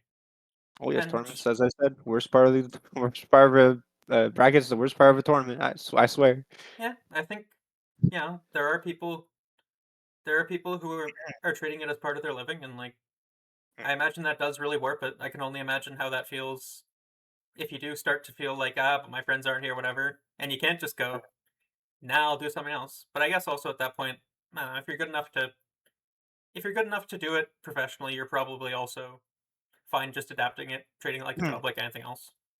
Oh yes, people just kind of either go in a different field or I know that a lot of top players like they don't just randomly spawn in. They were a top player in like a MOBA or like and then they just people know how to learn. That's Yep. the biggest thing. I don't think anyone's like talented specific. I don't know. Maybe it's not true, but like most people People aren't have like born to affinities. be. Yeah, people aren't born to be fighting game players. People are just born to be learners who um they're attracted to fighting games. But I don't. Yep. Every top player is like basically just a really good learner in their own way. So it's kind of what sets them apart. I'd agree with that. Yeah, not that I would know anything about being a top player or a learner. That's hard. You're learning and just not at as fast of a pace. I think we're always learning while we're not looking. Yes, 100%. I do feel it's like slowly over time. I'm I'm happy with where I'm at. I could still um I remember it always used to be when I started out playing Strive. My goal was always like I want to be as good as Justin. Hmm. Um, and Justin would always tell me, "Trust me, yeah, it's this part of the climb. It's like you think this is like the top of the mountain where I'm at, like a really nice view where I'm at, but like no, it's not."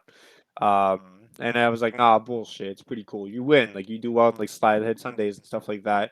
And I feel like there have been times where I've gone like I've been on like the same platform as Jess. And it's like, yep, this view is fucking dog shit. But we're clanking beers and all that, and that's what matters. You gotta enjoy the process. Hell yes,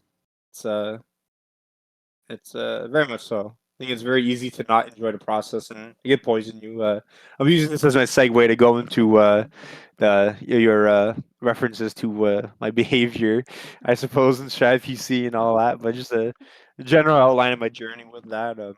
Yeah, definitely. Pretty, especially in like Smash 4 and like early Strive, very like anger prone when I lost. Hmm. Um, it's like hard to like deal with the emotions. Like it took me like time to process, and like often like a big thing. I was never mad at anybody but myself. I think that's a Hmm. thing that's a common misconception. When people see someone get mad, Hmm. I feel so much that like 95% of cases of that, it's never that like, oh, they're going to physically assault the other player or whatever. It's always that like they just feel like they're an idiot, they messed up, they Hmm. deserve to be punished in some way. Hmm. Um, but obviously it comes out in like different ways for different people, especially. But it definitely came to a point in Strive PC as like when you're a teenager, like often like people just like don't care or like whatever. But like when like you're an adult doing it, it gets to a point where people stop like treating you like people stop like fucking with you kind of, and they just kind of you start to feel like oh like people like find this weird. Hmm. You had brought it up in like the Justin interview, but like the kind of idea of like you didn't know it was weird until someone said like oh yeah that's weird like Hmm. and then it's like, oh, it is. I knew it wasn't normal, but like I didn't know it was like to that extent. Like, I didn't know how like pathetic it made me seem in a way. Yeah, like being receptive to someone expressing that to you and not just going, nah, fuck you, do Yeah, your no, own. exactly. Like that's like never like my intention. Like, No, uh, I think it's that's why my impression of you was very off from the person I got to know. Like I think you are very receptive to feedback. You are very open to changing if it makes sense to change. it's like I would just ask people to also like offer this kind of like uh openness, like or willingness to try and understand the other person for like someone their scene gets mad. Because once again, I feel Mm, like sometimes just like they just don't know or something like that. And like I'm not saying that you're not allowed to be mad. You're allowed to be upset, but it also like it goes to like it's it's about how to you the express point it. where yeah, if you're making the other player feel uncomfortable, that's when it's too far. Yeah, That's a big thing to keep in mind as well. So yeah, no, definitely it used to be a shitter. All of that, especially Strive PC. Um, sometimes it was like a persona I'd like put on. Sometimes it'd be like kind mm. of like funny to like crash out, but I I think definitely made that's some. kind of where you were at by the time I was seeing that. Yeah, I was where I was like Like where or crashing. you were already kind of fucking around, kind of like being a caricature or anything like Yeah, that. there was like one like big time where I like crashed out on a big T-Tar fan, and it was like I was playing at my friend's place like 7 beers in on like an Xbox controller, and I still like got mad at him, and it's like now I look back and it's like why was I getting mad there? Like what? Yeah, It was silly. Um, yeah, it's I feel like that I still get upset sometimes, but like not in like any like way close to that. yeah. Like learning to process it as it appears, understanding Yeah, what builds into that emotion and how to process it more healthily, I think is yeah, very good to pursue in general. Like I wasn't really external about it, and I don't think, but like I relate to that a lot of how I was playing League of Legends and playing Magic when I was as like a teenager. Like, mm, just being very mad at yourself and kind of just feeling like almost even just like, you know what? My emotion is so intense that it validates externalizing it, even though I know this isn't really anyone else's problem. Like, I'm just gonna make people uncomfortable with it. Nah, fuck it. Like, mm, that's it. Just like having someone earnestly express, like, we notice this and like we're trying to be courteous about it, but like it is fucking up the vibe. Just does make you yeah. go, okay, yeah, no, like, uh, when you're a teenager, you need to hear that being a shithead has consequences, and I think Oh, most yes, people then go, oh, well, okay, I shouldn't do it then. hopefully. It's, some people it's just better than them, or it's just like active disregarding of that. But it's a common thing, and like, I'm always of the opinion that like oh like it's good to be upset after you lose because it means you care. Like I think Mm. it's like a big fan. Like not I don't think that many top players have always been like super happy after they lost. Like no, a No, lot of them they exactly. get mad, but they do something about it. They go home and they study it until they fucking never lose to that person Yeah, ever again. Like it's that's that's what it. makes them top players. You know. You channel the negative emotion into a fuel for growth rather than and turning it into just, ah, fuck, I'm angry. Yeah, exactly. In its own way, like, you know, it's very complicated, but you mentioned just like having time to process your emotions. Like, let's take like Perfect Storm for example. I got like reverse 3-0'd by B Goat. He like popped off, ran around the venue or whatever. I love the guy. I'm pushing his buttons right now, but it was like definitely how I like perceived it. And it was just like I just like let down everybody. Like Za1on was cheering for me, and like, but I don't know. Like I was just like I was pissed. I was angry, but like it was just kind of like I knew it was my fault. I know 100% it was me who played bad. So Yeah, what did I do? I just picked up my stuff. The most like physically angry I got was I was trying to I was trying to put my earphones into my earphone case, mm-hmm. but like my hands were shaking so bad I like couldn't. So I just like slammed it on my knee and like put it in my pocket and just like I just took my stuff, went to my room, I popped open the beer, just breathed for like 10 minutes, and it was like okay, now I'm good. Like Yeah, some people tried to like talk to me on the way out. I was like, not right now. Like yeah, I guess it's just like giving people time to just like decompress after they lose is like a very positive thing. yeah, I try like for example when I'm taking scores, if I already know who won and who lost, I always make sure to go to the winner to get the score. yeah. There's like small things like that I think can like avoid having like any crash outs. Mm. Um, yeah, it's it's interesting, but it's you know I'd ask like Justin about the after like 7 or 8 years of competing, like what's one thing you think you have an advantage over and I wouldn't say it's like an advantage I have over people like that, but it is like something like I think it's like we're coming at the point where it's like more of like a positive thing, Yeah, perchance. you have more experience regulating your emotions under pressure. Yeah, like maybe more experience like teaching other people about it too, and Mm. just teaching them to look on like the bright side of things Yeah, and trying to like show them. It circles back around like showing people that it's not just about the tournaments because it's not. I always get sad when I see someone just lose and go home. mm. Um, I think that's such a tragedy and a waste of their time and a waste of their money. Um, I get like pretty like uh, shocker. I'm a tournament organizer for Ultimate Montreal Dashers. Oh shit, really? Get off. I know it's crazy, and okay, bye bye Not everybody, talking to the feds. and that's it. So it was all a ruse. Mm-hmm. And one of the things I get kind of self conscious about is the quality of our events. Like when someone spends $25 to be at our monthly, I want to make sure they have a good monthly. Mm. I hate the idea of someone spending $25 feeling that they wasted their money and didn't have fun, because I feel it just instantly means they're gonna like not want to come again. Mm, And like $25, it's not cheap. It's really not. To me, like that's like 2 hours of your work. It should be something worth your time, mm, in my opinion. So I always just like it breaks my heart when I see someone just like lose it a monthly, go home. I want to be like, yo, like we're gonna have karaoke, movie after, we're gonna drink, like we're gonna have fun. Like please stay, mm. please like come hang out with us. Don't do this to yourself. It's mm, Yeah, like you were saying, you try to make that effort at weeklies, and like even before you were a TO, you were already doing that. Of like mm, mm. that was why we started actually talking. Of like you did just approach me and were a friendly person that was not currently upset at Guilty Gear Strive, and I was like, okay, yeah, cool. This is in fact a person. I can Yeah, interact with him. must have been a Grand Blue night that day or something. No, we had played earlier in bracket. Like I think this was before Rising came out. Oh shoot, I think it was, yeah. Yeah, no. Like I remember the week that Rising came out, a bunch of people were playing it, and Z was like, "Oh, do you want to play Rising?" I was like, "No, I want to play Strive." I didn't play Rising because I didn't know how to play it. And then like Quite fair. and then like 2 or 3 weeks later, I was like, "Okay, whatever, I'll try it." I played Avatar Belial and he was fun. And then like I think Lucilius came out a week after that, Yeah, and he was fun until he wasn't. very Moncello core characters. Yeah, We yeah. need yeah. I don't know. I every once in a while I get the urge to play that game, and like I play it. I always end up playing it with Seb because Seb wants to play it. And I He like seems like a fun person to play with, though. he's really fun to play against because he never acknowledges that there's a block button and just like tries to run his left right mix on you. And like I at least once a set I get to go, no, I'm pressing the block button. He goes, oh fuck, and then I watch him like change all of his Mm. pressure for the rest of the set. Yeah, I can. I'm sure to like.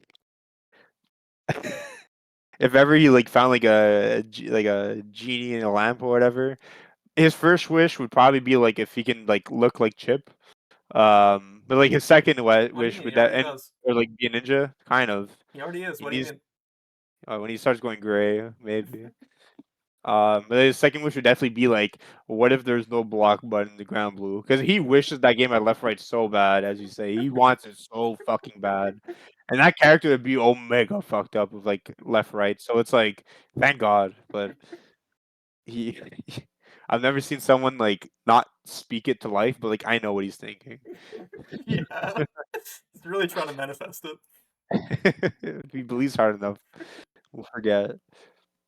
So yeah, you were mentioning that at your TO, you weren't, or when I met you, what has what has changed in your relationship with the scene from being a player to being a tournament organizer? Like you were one of the big contributors to UMAD happening in last year. Like that was a pretty big thing for you to take on in a short amount of time of becoming a tournament organizer. Like how was that? What was that like? I'd say that in terms of like UMAD, it was we had amazing guidance from the old TOs. Mm, Like just because the TO stepped down didn't mean they just disappeared. Like they're still like working so much, helping us out, giving us guidance. mm, But I think the big thing is that they're working at a level that they're comfortable with. yeah. Um, I think a big thing was that you sometimes get to a point where it feels like you have to do something as Mm, a TO. You have to do like you have to do weeklies to keep your community happy. You have to do the monthlies. You have to do UMAD. You have to do top eighters. mm, But once you are liberated of that and you can just kind of decide what you want to do, I think they've kind of like found peace in it. mm, Pedro really likes acting as an advisor and as kind of someone as like, he likes the advisory advisor yeah. advisor I think that's accurate. something role. Yeah. He likes include. He's like he likes planning his small little clubs. He has a music group, a book group. He organized like a hiking kind of like field trip. He likes these things. He likes his Yeah. little mini thing. Because a big thing I think, especially for people who have been in the scene for a while, is they're kind of over the fighting game aspect, and it's like I still want to see these people, but fighting game like let's where can we meet as a group outside of fighting games? Oh yeah. I mean, I think especially that Pedro's seen so many changing of the guard as well. oh yeah, oh yeah. That's for sure. I mean, I think of it from his perspective, like I- if like for me, I'm like, whoa, a lot of these people are like, you know, who are these people? Not really. Like a lot of the people have been like consistent here for the past 2 years, but for him it must be like a completely like zero, like you know, it's it's like an anime or like it's like the friend group picture and it happens every year, but people slowly disappear and then it's just you. Like he doesn't look at it that way. He has like a very positive outlook on it. Yeah, no, Um, Pedro has a really he has a really a refreshing and inspiring view of all oh, of for it. sure. He really is like he is the TO that Montreal deserved for sure. Mm, In terms of like a public facing like community leader, for sure he's a standard to try and get as close to. mm, For myself, I know for everybody, he's an inspiration, especially. mm, So yeah, um, yeah. So the big thing I need people to understand is that like it's not as if we just like became TOs and it's like okay, yeah, we're gonna do UMAD, sounds good, and then we just did UMAD. didn't fall out of Um, a coconut tree. It really did not. The crazy thing, especially, is that UMAT almost didn't happen. Mm, Uh, we almost decided not to do it that year. It like really was Pedro being like, "I think you guys should still do it." Because we were like having the discussion, and it was around the time we were planning the first NUMAD, mm, and we were kind of like cool with the idea of like a NUMAD event. It's kind of like low stakes. It's a step up from a monthly, but not a UMAD. So it was a yeah. very good learning experience for us. It was so integral because it's like a formative test in a way. Mm, You're learning to contact other organizations to schedule equipment. You're learning to make floor plans, what consoles go where, how this power works. You're making schedules. You're making commentary and volunteering schedules. You're coordinating with actual businesses for rentals and venues. So it's like a mini UMAT in a way, mm, because UMAT is just this on a bigger scale. yeah. You're the UMAT. You're working with a few more organizations. You're working with um, organizations all around Canada, DTR, uh, with Nick SF. No, not Nick SF. I'm mixing it up with. It's so funny when I actually have to remember things. I always forget. I got Stripe UC, Toronto top tiers. We didn't work with them this year, last year, but still, they do a lot of good work. With Oddlost. Incendium, yeah, exactly. There's who are the Zycles, the Battle City. Um, so many people from around, and that's what I love about Canada. We all scratch each other's backs. Mm, Um, that's if you help us out, adjustments as well. Like if you help us out, we'll help you out for free, like not always for free. Like sometimes like people do need to be compensated because TOing is not. There are no yachts, trust me. Um, but we try and make do with the resources we have, and we try and help each other out, just to keep the quality of these events super high in Canada. And I think I'm very proud of all regions and what we have, despite being like a objectively smaller. We were talking about this last week. I don't remember who, but if there's like 350 million people in the U.S. and mm, like 45 million in like Canada, yeah. yet like we're still able to pull these numbers for a UMAD level event and stuff like that. There are some states that have more people than Canada, Yeah. and yet like we get big numbers that sometimes trump over theirs. Like it's like such a crazy concept to me. We really have one of those passionate scenes at the TO level, at the attendee level, at the spectator level, and everything in between. Mm, So it's wonderful. But so yeah, NUMAD was an amazing experience. It's been an absolute honor working with Bedgud, and we're actually having the opportunity to work with them not this week, but the week after for our second edition of SOMAD, which I'm looking forward to a lot. It's just we started off with the idea. We weren't like okay, we're going to do a tournament at Bedgud. It was like, how about we did a tournament at a bar? That was mm, like the initial concept, and it's like that sounds pretty cool. So what did we do? We planned a whole entire like day thing where we went bar hopping from craft breweries on the canal or near the canal for the entire day, just to like scope out the venue, see if it could like feasibly handle an event, Hmm. and we actually on our first we didn't actually not saying it properly. We didn't go to Okatsu in our first On the time. I initial day. think yeah, that's something we went to on an independent visit on a random Friday. Hmm. But then we saw the second level and okay, yeah, this seems good. As long as the electricity here works properly, this is awesome. Hmm. Um, so it's just it's a lot of trying things and it not working out, just scoping out venues, using it as an excuse to hang out with each other and kind of have that team bonding. Um, it's a big thing that I'm glad that our team is willing to do is just take these risks, Hmm. and it paid off. Numad and Somad have both been such successful and awesome tournaments. I didn't even know there's 150 people in Canada who are in Montreal who are willing to come up here on a random, Saturday in March in Yeah. order to come play fighting games. I think last Somad came out the perfect time where Tekken wasn't where it's at right now. Street Fighter was still relatively new, etc. So I had a lot of big push behind it. Hmm. Where we're definitely taking bigger risks with this Somad this year, where we have Under Night, which is definitely contingent on out of region's presence, Hmm. and we have Exerd as well. But it's there's still a lot of time for these numbers to ramp up, especially. So I'm not too worried. Hmm. Um, but we scaffold it by not only doing the Somads and Numads, but also helping out other people's tournaments. So we that's if it's in since it's a low scale involvement, just sending one representative to a tournament. For example, me when I go to Strive PC events Hmm.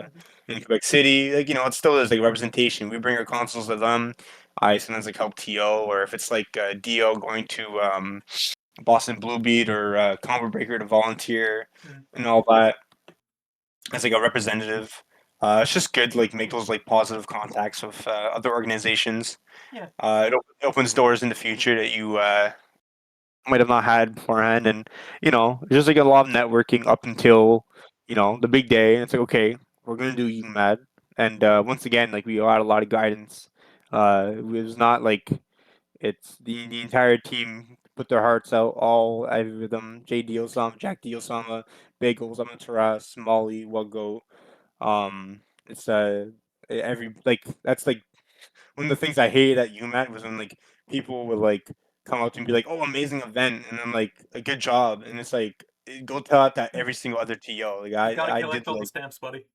yeah, actually they're going to stamp for it. Thank all the TOs. I helped out Same. for sure, but Same. I'm gonna make sure Justin hits that as the next UMAT. Um, but yeah, no, I want people to get their due, what they deserve.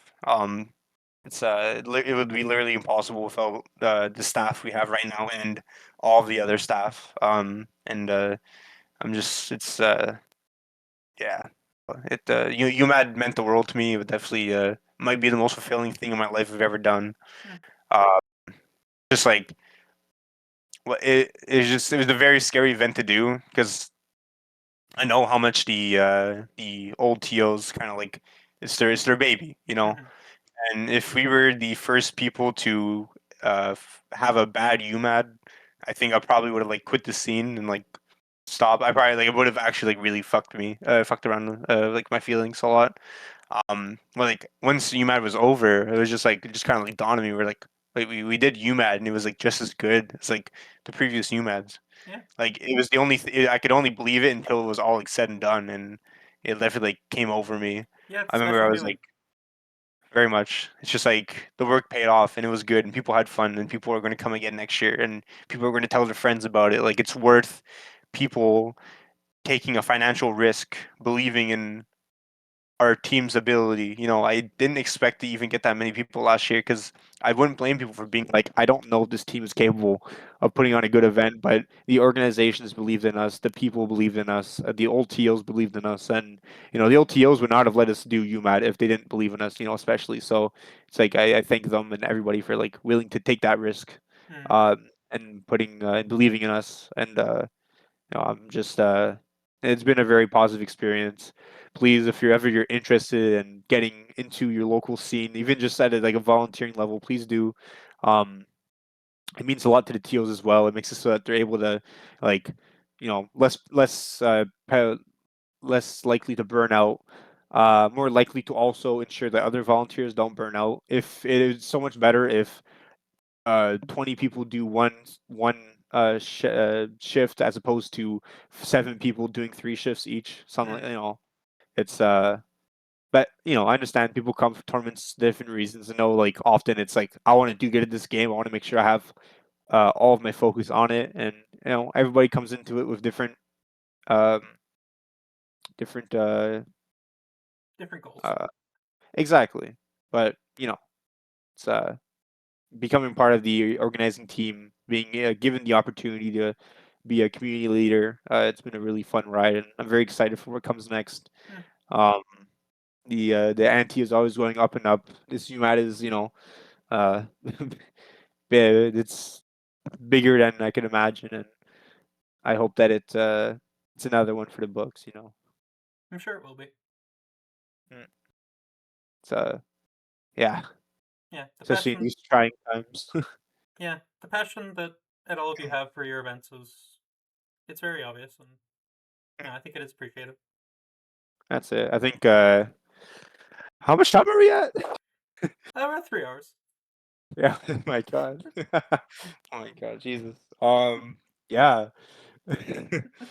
I have a piece to say just about like the state of the FGC with like the Evos especially, and just Yeah, go for it.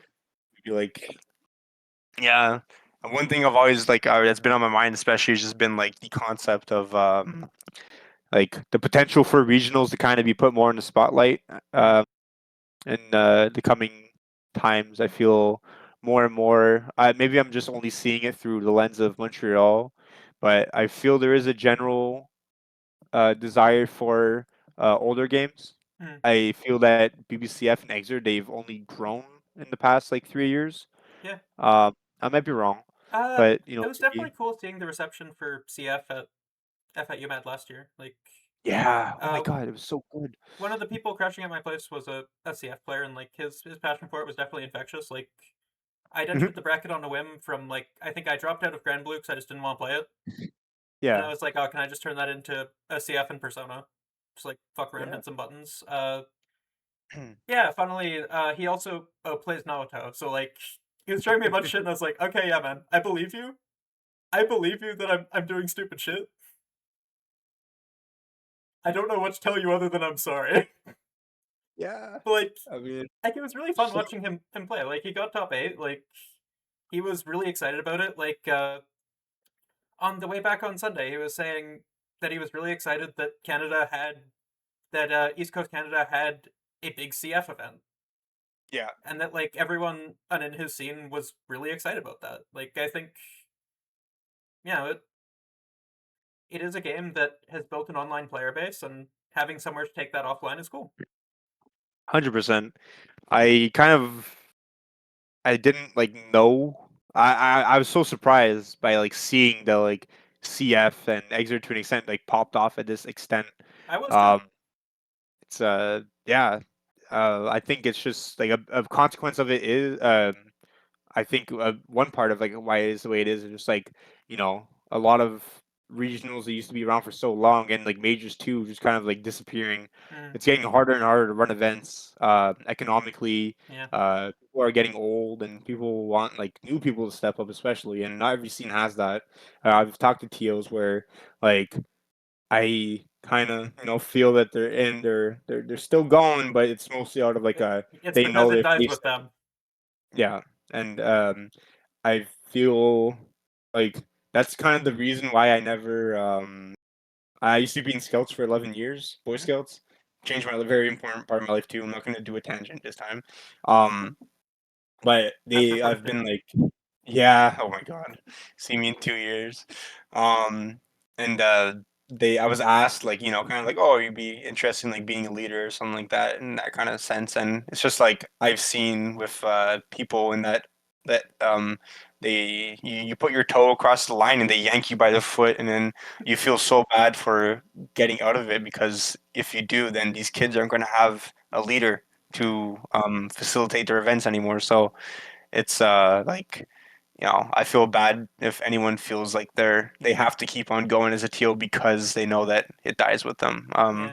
But I still know despite it all, at the core of their heart, these people are still really passionate. For every bad tournament where you're just like, this is my last one, there's always, the crazy like hype moments, and then at the end you kind of remember like, okay, this is why I do it.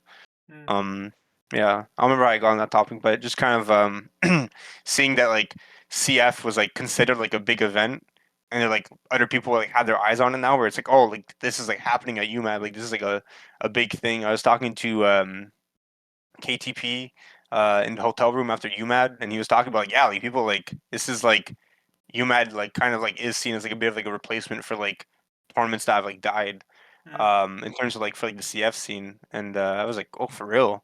Also if like the unfortunate like, well, not the unfortunate, that man deserves it so much, but if Shinobi stepping down from running Climax of Night, Mm. part of me is like, okay, like Khan and UMAT are in like kind of the same time frame. I do kind of hope we see that the uni players, because I love the uni players. They're awesome. They have such a good energy, and it's like I'm not opposed to UMAT kind of like being this, not 1,500 person event where like you come and play uni, you get an 80-person bracket of some of the coolest people ever, and you get to have a beer too at your setup, stuff like that. Like I think it is something that people are looking for now. They are Evo is making the wildest decisions to a point where I think they cheapen the quality of their they cheapen the feeling of their event by having so many.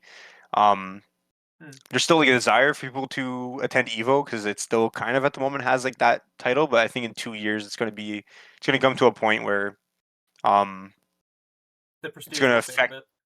for sure. I think I personally think that like major level events are potentially gonna suffer, and that does like benefit UMAD in a Mm. way, which I'm not 100% against in a way.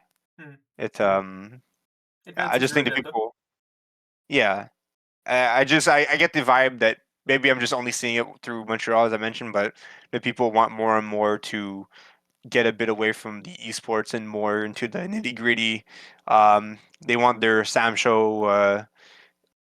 We pulled two commentators from the stands who don't even know what's going on, but they're just saying stuff like that's always been my favorite part of the SGC, and Mm. our TL team is very much all on the same page. We're all freaks of nature as well. Um, it's actually kind of a problem, uh, funnily enough, because I'm basically the only TO who plays a modern game. Um, so that means that we unfortunately don't have that like really strong connection. Like we don't have a representative in our TO team who is like tied to the Street Fighter scene, for example. Mm. So we have colleagues who like we can call upon. So we're very good friends with Montreal Underground. If ever we need like a vibe check on like the scene, we know we can trust them, and that's also Mm. shows the power of having keeping the contacts good with people. There's never a reason for you to have fights with like other TOs and stuff like that. Like it's so like they're so unnecessary. It only hurts the players. So like I really get disappointed when I see scenes fighting against each other. Mm. Um, Personally, it breaks my heart almost because, as I said, only the players suffer. You separate a community in half. Even if you perceive something as competition, um, like when like Venture Underground started running like Street Fighter, like personally me, I'm like, heck yeah. Yeah. Like what? This means that like there's a service for like Street Fighter in the West Island. If we do UMAD, we're gonna see the West Island people who started coming because of Noodle Empire, and we're just gonna get more people Yeah. at our big events. Like everybody wins. Oh yeah. Everybody wins. Like supporting your community and contributing to it means that the people who can then help you out when you need it will be better equipped to. Like Exactly. it's just like I remember talking to someone about this a while ago in a completely different context, but just I don't know. When I was younger, I feel like I was a lot more just like cold with people. And I still can be sometimes, but like at some point I was just thinking about it objectively and I'm like, I don't know, just trying to be a positive person is just the higher EV play. Like I don't know, if you help people build things, things will then be built around you. If you just go Iron siren. It's Yeah, if you just go, nah, fuck you, do something for me first, then no one's gonna get anything done. no. It's you start off on the wrong foot. Yeah. So I'm a big believer in just like killing it with kindness. Like Yep. it's I'm always with the vibe where like if someone's being like no TO has ever done this to me by the way. That's not what I'm like insinuating at all. But like just the general idea of if someone's coming at you with like unabashed negativity and then you're just like sitting there being positive, they're instantly the one who feels like, well, there's something wrong with me. Like they're Yeah. instantly losing the argument because it's like they're like it's like the angry face guy screaming at the guy Yep. and it's like someone just sitting there contently like Yep. meme, you know. Oh yeah. It's Like the last few times I've played a League of Legends, like if somebody gets mad at me, I kind of just go, oh, do you like video? Not do you like video games? Because that's too kind of a question. But just asking them like, did you ever go to a video store? And, like, You I don't fuck know. around with Even Blockbuster. if they just keep like being upset at me, there's fun in just being like, bro, I'm playing Nar. He's orange. You think you should be a different color? I feel like it breaks them all of their like because it feels sometimes people feel like they have to be like this, especially in mobiles. Yeah, I had the same thing in Deadlock when I had my like 2 week phase a few weeks ago. There was someone being people. I'm always so surprised by the toxicity in MOBAs because I feel Yep.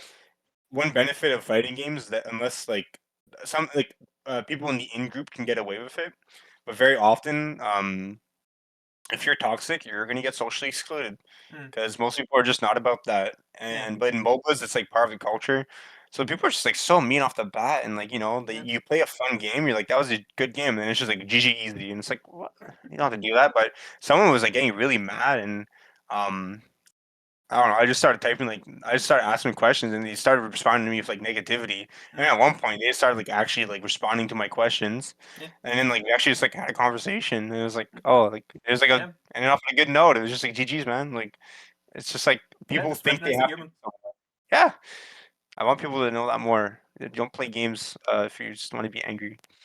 I remember there was like the reason I started doing this was at some point I was just like playing one of the random for fun modes that was in League of Legends at the time at like 1 a.m. and like someone was getting really fucking mad on the enemy team as I kept up just like I was playing Kha'Zix, like he's just like wandering around Yeah, alone. I'm Kha'Zix. I deal a bunch of damage if he's alone. I burst him. He comes back. He's like, oh, surely Kha'Zix doesn't have more damage now.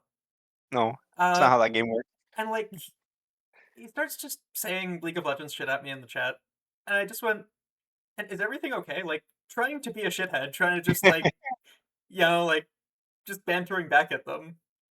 Yeah. And they respond, "No, my girlfriend's out and she's drinking with her ex, and she's not Oh, texting me back." I'm just yeah. like, it all makes sense now, man. Oh, that's It like makes sense why you're playing that way, and it makes sense why you're upset about it. the Venom suit is like peeling off a bit. You like see the the person inside of Yeah, no, there. no, like legitimately, like I felt like a fucking Persona 3 asocial link, just like talking to an adult on the computer, like I felt like okay, you know what? I feel like it's more important that I'm gonna go do jungle camps. I'm gonna just type at this guy going, "There's nothing you can do about it. It's okay. Do you trust her?" Yeah. And like we had a conversation through the game, and like I at some point he started just going AFK because he was like, "Thanks, I needed this more than winning at League of Legends." Okay. Yeah. They found the proper way of dealing with it Yeah, instead no, of keeping up and being angry. it was fucking surreal. Like it's like okay, That's so sad. That's like good. Like it's yeah. Humans are bad at communicating. yeah, Pretty bad. it's an interesting puzzle to try to solve though. Oh yes. A fear may not ever be solved. What I'm wondering, did the ninja or the footsies man have any questions? Uh, Ninja Man didn't. He ninja reacted me and responded with the text. Give me 1 second.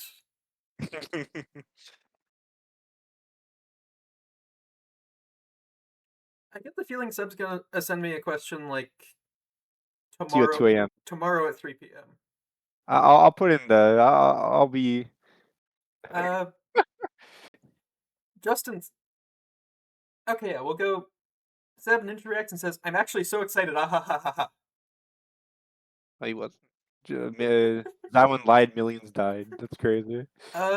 Justin and says, "A red button presents itself in front of you. A message under reads, Himeno will become real and love you forever, but you must give up alcohol. Do you press it?" Oh, sorry. Well, No. there you have it. Yeah, no. Him and O would. It would be fun because like she'd be like pounding beers, and I would just be like, ah. I feel like it. I'd rather earn my love from Himeno than earn it by some fake way. It's She's I'll not find my really. Himeno. She's Ah, not she's real if not. you don't press the button. Oh, that's part of the clause. Oh Yeah. fuck. The button also makes her real. True. Wait, Justin, why would you do this to me? Man. I mean, it's just. I feel like it's a trap. I feel like Justin would get mad at me if I said yes too. It's I have to say no. I think I value my friendship with Justin and our bond over beer more than I value my relationship status in the future. Oh, okay, I see. It was a veiled question of him asking you if you would still love him if he was a worm. I think it is. You mentioned how he's kind of like a tsundere a little bit. He definitely is. He's terrified I'll leave again. You've done it once. Yeah, no, I don't think I'll do it again to him for a while. Maybe like once like the teacher like in the thick of it hits and like I like somehow get a girlfriend, maybe. But no, I'm joking. That'll never happen. I think I've on like the real like I've seen how like there are things in life which are constants and things in life where like they're very temporary, and to make sure that you never lose sight of the constants. I agree. Even if the constants is some loser who thinks he's the second coming of Christ in a fighting game and also happens to be your best beer buddy. So shout to the goat. I did also promise both of them. You have to. You have to say a nice thing about both Seb and Justin. It can't be veiled. It can't be a passive aggressive. I was definitely about to hit the some like TO thing with Justin where it's like the nice thing with Justin is that he always gives me money every month. I'm trying to think of what like hasn't been said about Za1on because I don't remember. No, yeah, I think Justin had mentioned how like Za1on's kind of like brightens up the room, which is true. Um, absolutely. Um, let me think about it. Yeah, of course. Take your time. It's hmm, let's get about Za1on.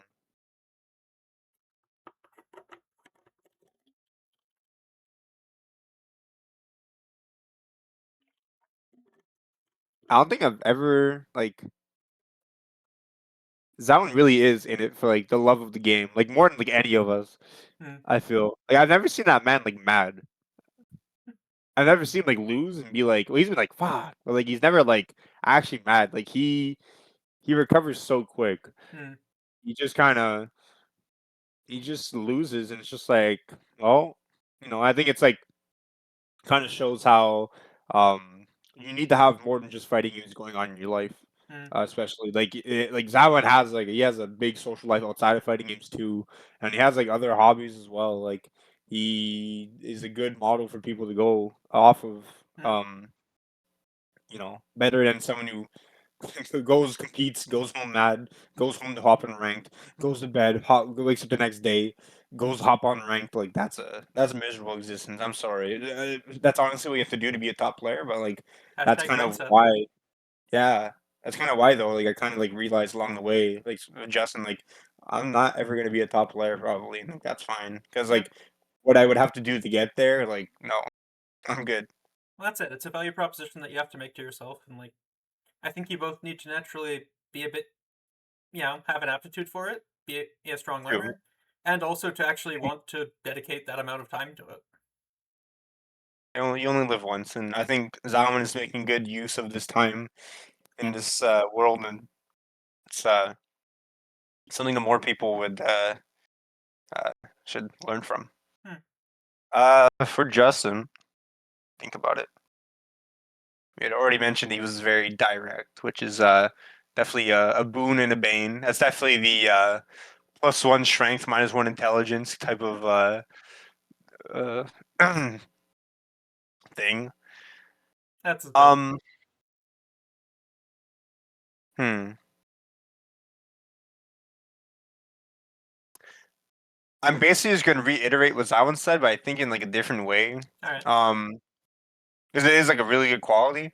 Um, one of the other things that kind of Justin helped me out with, or especially in Stride, but like over my time, was that and something you started really saying in Strive, but he started like the bit of like I used to get mad, and then him and he just started saying like, oh, my 0 hours of practice, grr, and all of that, and like you That used to is a get like really classic. pissed at it. It's such a good, it's very good, and like back then it was kind of like blah blah blah like whatever, but like slowly and surely like he would just kind of put like Yaer, like you don't practice enough to be mad. Like Mm, we're out here putting in like a lot more hours, um, and you're like getting mad for losing against people who put in more work than you. mm. And like the more I like heard it, the more I was like, you know what? Yeah, it's like kind of right. It's not an excuse for me to lose, but it's like It's a reason not to be mad at it.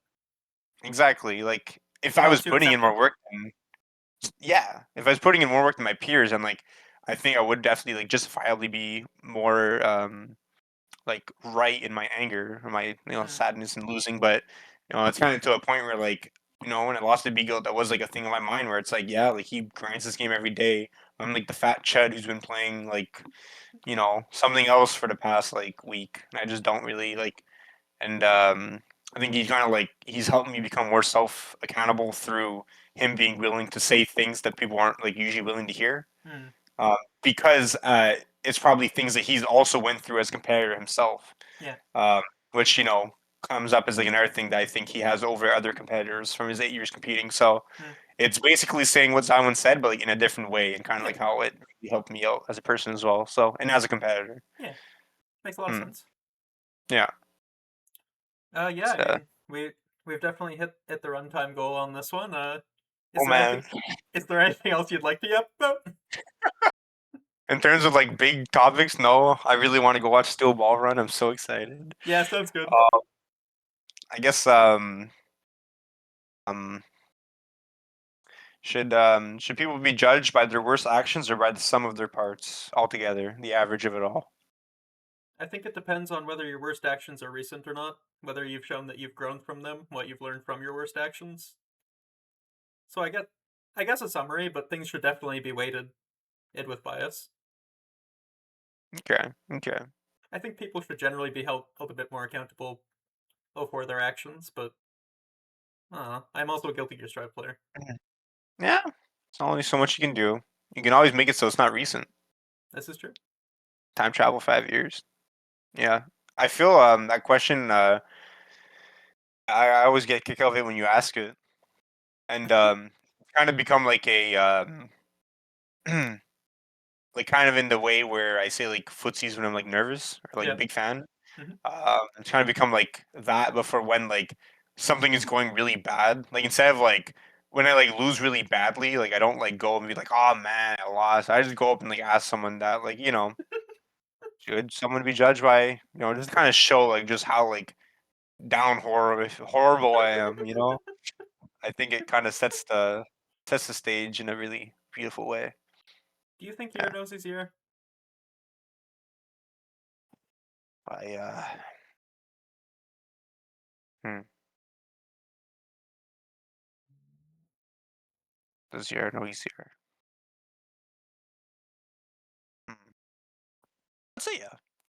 I think Yair enjoys being Yair. That's I think that's one important. thing.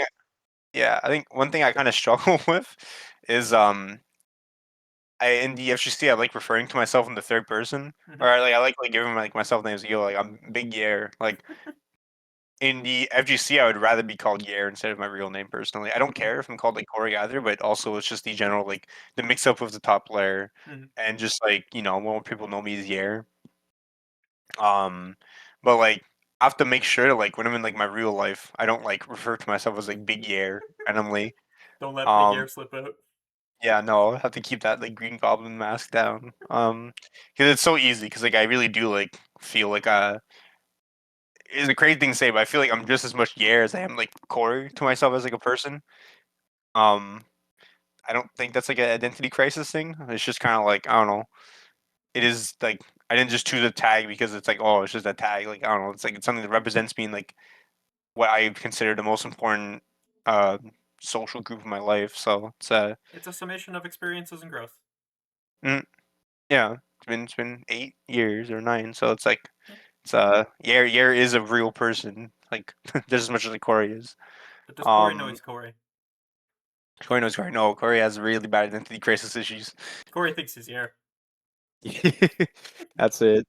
It's yeah, I haven't played Xenoblade 2. There's like a funny like I there's a have good no one. one. There's a good one. It's like the TLDR. If you intend to play Xenoblade 2 7 years after it released, please click on this video now. 3 hours and 27 minutes into it. Thank you so much if you're still here. In the game, you know Pyra, right? Yeah, from Super Smash Brothers. Yeah, exactly. We're coming from Super Smash Brothers. Pyra is a alternate version that Mythra created after she killed all of her friends by accident. So it's like a trauma reaction where it's like I'm gonna like not exist. I'm just gonna like I'm gonna create this like second self so I don't have to be Mythra anymore. Sure. Um, so maybe it's like that for Corey. Who knows? Yeah. No, I'm joking. These are good. But yeah. Thank you, Samir, for that question indirectly. Still something I think about a lot over my time. So I do too, and I'm not even Yair. I know that's a crazy thing. It is really one of the most important questions. Albert Camus said it's one of the most pressing questions of the 21st century. You know, or the 20th century. To be Yair or not to be Yair. I'm not Yair. You know. Sometimes I play Axel, but I'm not Yair. Yeah. Oh, that's so fun to watch people play Axel. I feel the same watching Nago. Like, I love playing as people playing Nago. I love watching Nago, just like, less so now, but still to a large extent. Just like, seeing what they think is bullshit, how they try to enforce it. Like, Yes. you can tell a lot about how someone feels about the character from how they play him. For sure. I feel that especially like I don't play Axel normally. Mhm. So then I watch other people and I'm like, why aren't they doing what I do? And then I'm like, I know they're like playing Axel like a normal fucking person. Then I watch like the Tilmsha Axel, I watch the Joseph Lefhan Axel, and I'm like, yeah, they're like playing the character like how they're supposed to play. They're actual win con zoning. And I'm like, let them cook. They're probably better than me. They're on a better path. I don't know. In Diamond Net play, you run into a lot of Yair Axels. I think there are, in fact, other people doing it like that. That's good. Maybe I'm just the only aggressive one in Montreal. They like running the little 2K 2D, you're knocked down. Okay, gonna do tornado in your face, gonna fucking jump to the side, backdash JH. It's so good. So good. He's a fun character. He is. It's, so much you do with him.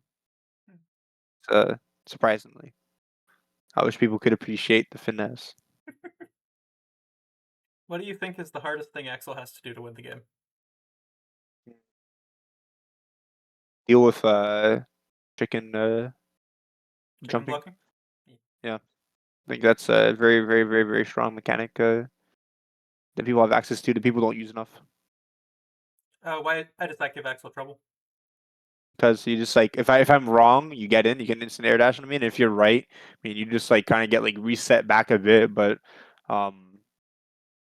there's like I can push you kind of far, but especially if you're willing to like try and IB in the air as well.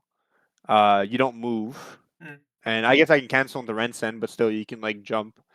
It's just it's an option that needs to be represented mm, alongside dash blocking. mm, People, it's just like people at intermediate level aren't willing to represent those options. But I think playing against someone who's willing to chicken block and to dash block, it's like very hard to deal with. mm, Because I think Axel, low level, like if it's like relative to like the cast like character strength, like he's very very good at low level, and then like the second you hit like, you know, kind of like the lack of a better term, like celestial, like a little bit higher than celestial, that's when like it starts, like the stocks start going down, and it's the consequence of a knowledge check character, unfortunately. Mm. So the more the people abuse Strive's really good defensive mechanics in neutral, no moving mechanics, and like the better that they'll be able to get in on him and take advantage of his other weaknesses. So Makes sense. Mm. Yeah. I think, as mentioned, we've hit our runtime in plenty at this point. yeah. Is there anything or anyone you'd like to shout out before we go? Yeah, I mean, I'll take obviously I'll shout out Montreal Air Dashers.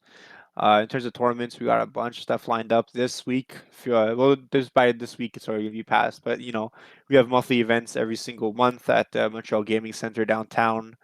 Just a 3-minute walk from Place des Arts. So if ever you're interested, please do feel to reach out at Yaer_low on Discord, or just search up Montreal Air Dashers in Google. We have SOMAD coming up in 2 weeks, so that's going to be at the Au Quartier Bellegueule. If you just want to grab some beers, venue fee is really cheap. It's like $5 if you're a spectator, $10 if you're a competitor. So that means you have a lot of money left to buy some beer, and go watch some really good gaming. So if that interests you, please do make sure to also come join our Discord. And finally, we have UMAD coming up August 21st, 23rd. It's going to be killer. We're back at the church, and it's we're a challenger event to a scale with a $7,000 pot bonus, and hopefully more big tours to come. Alongside just every side game you can think of is present there, or will be present. So it's definitely worth checking out if you're interested. Oh yeah. Well, thanks for coming on. Had some fun. Definitely did our Absolutely. share Is of this the yapping. longest? This is the longest one yet, right? Yeah, for sure. Oh my god. Okay. Crazy. By far. I think second longest was like an hour and a half with sub. Oops. This is 3 minutes. This is 3 hours and a half. Yeah. Oh god. The Yappler. It's been an absolute pleasure, Marcello. Thanks for coming on.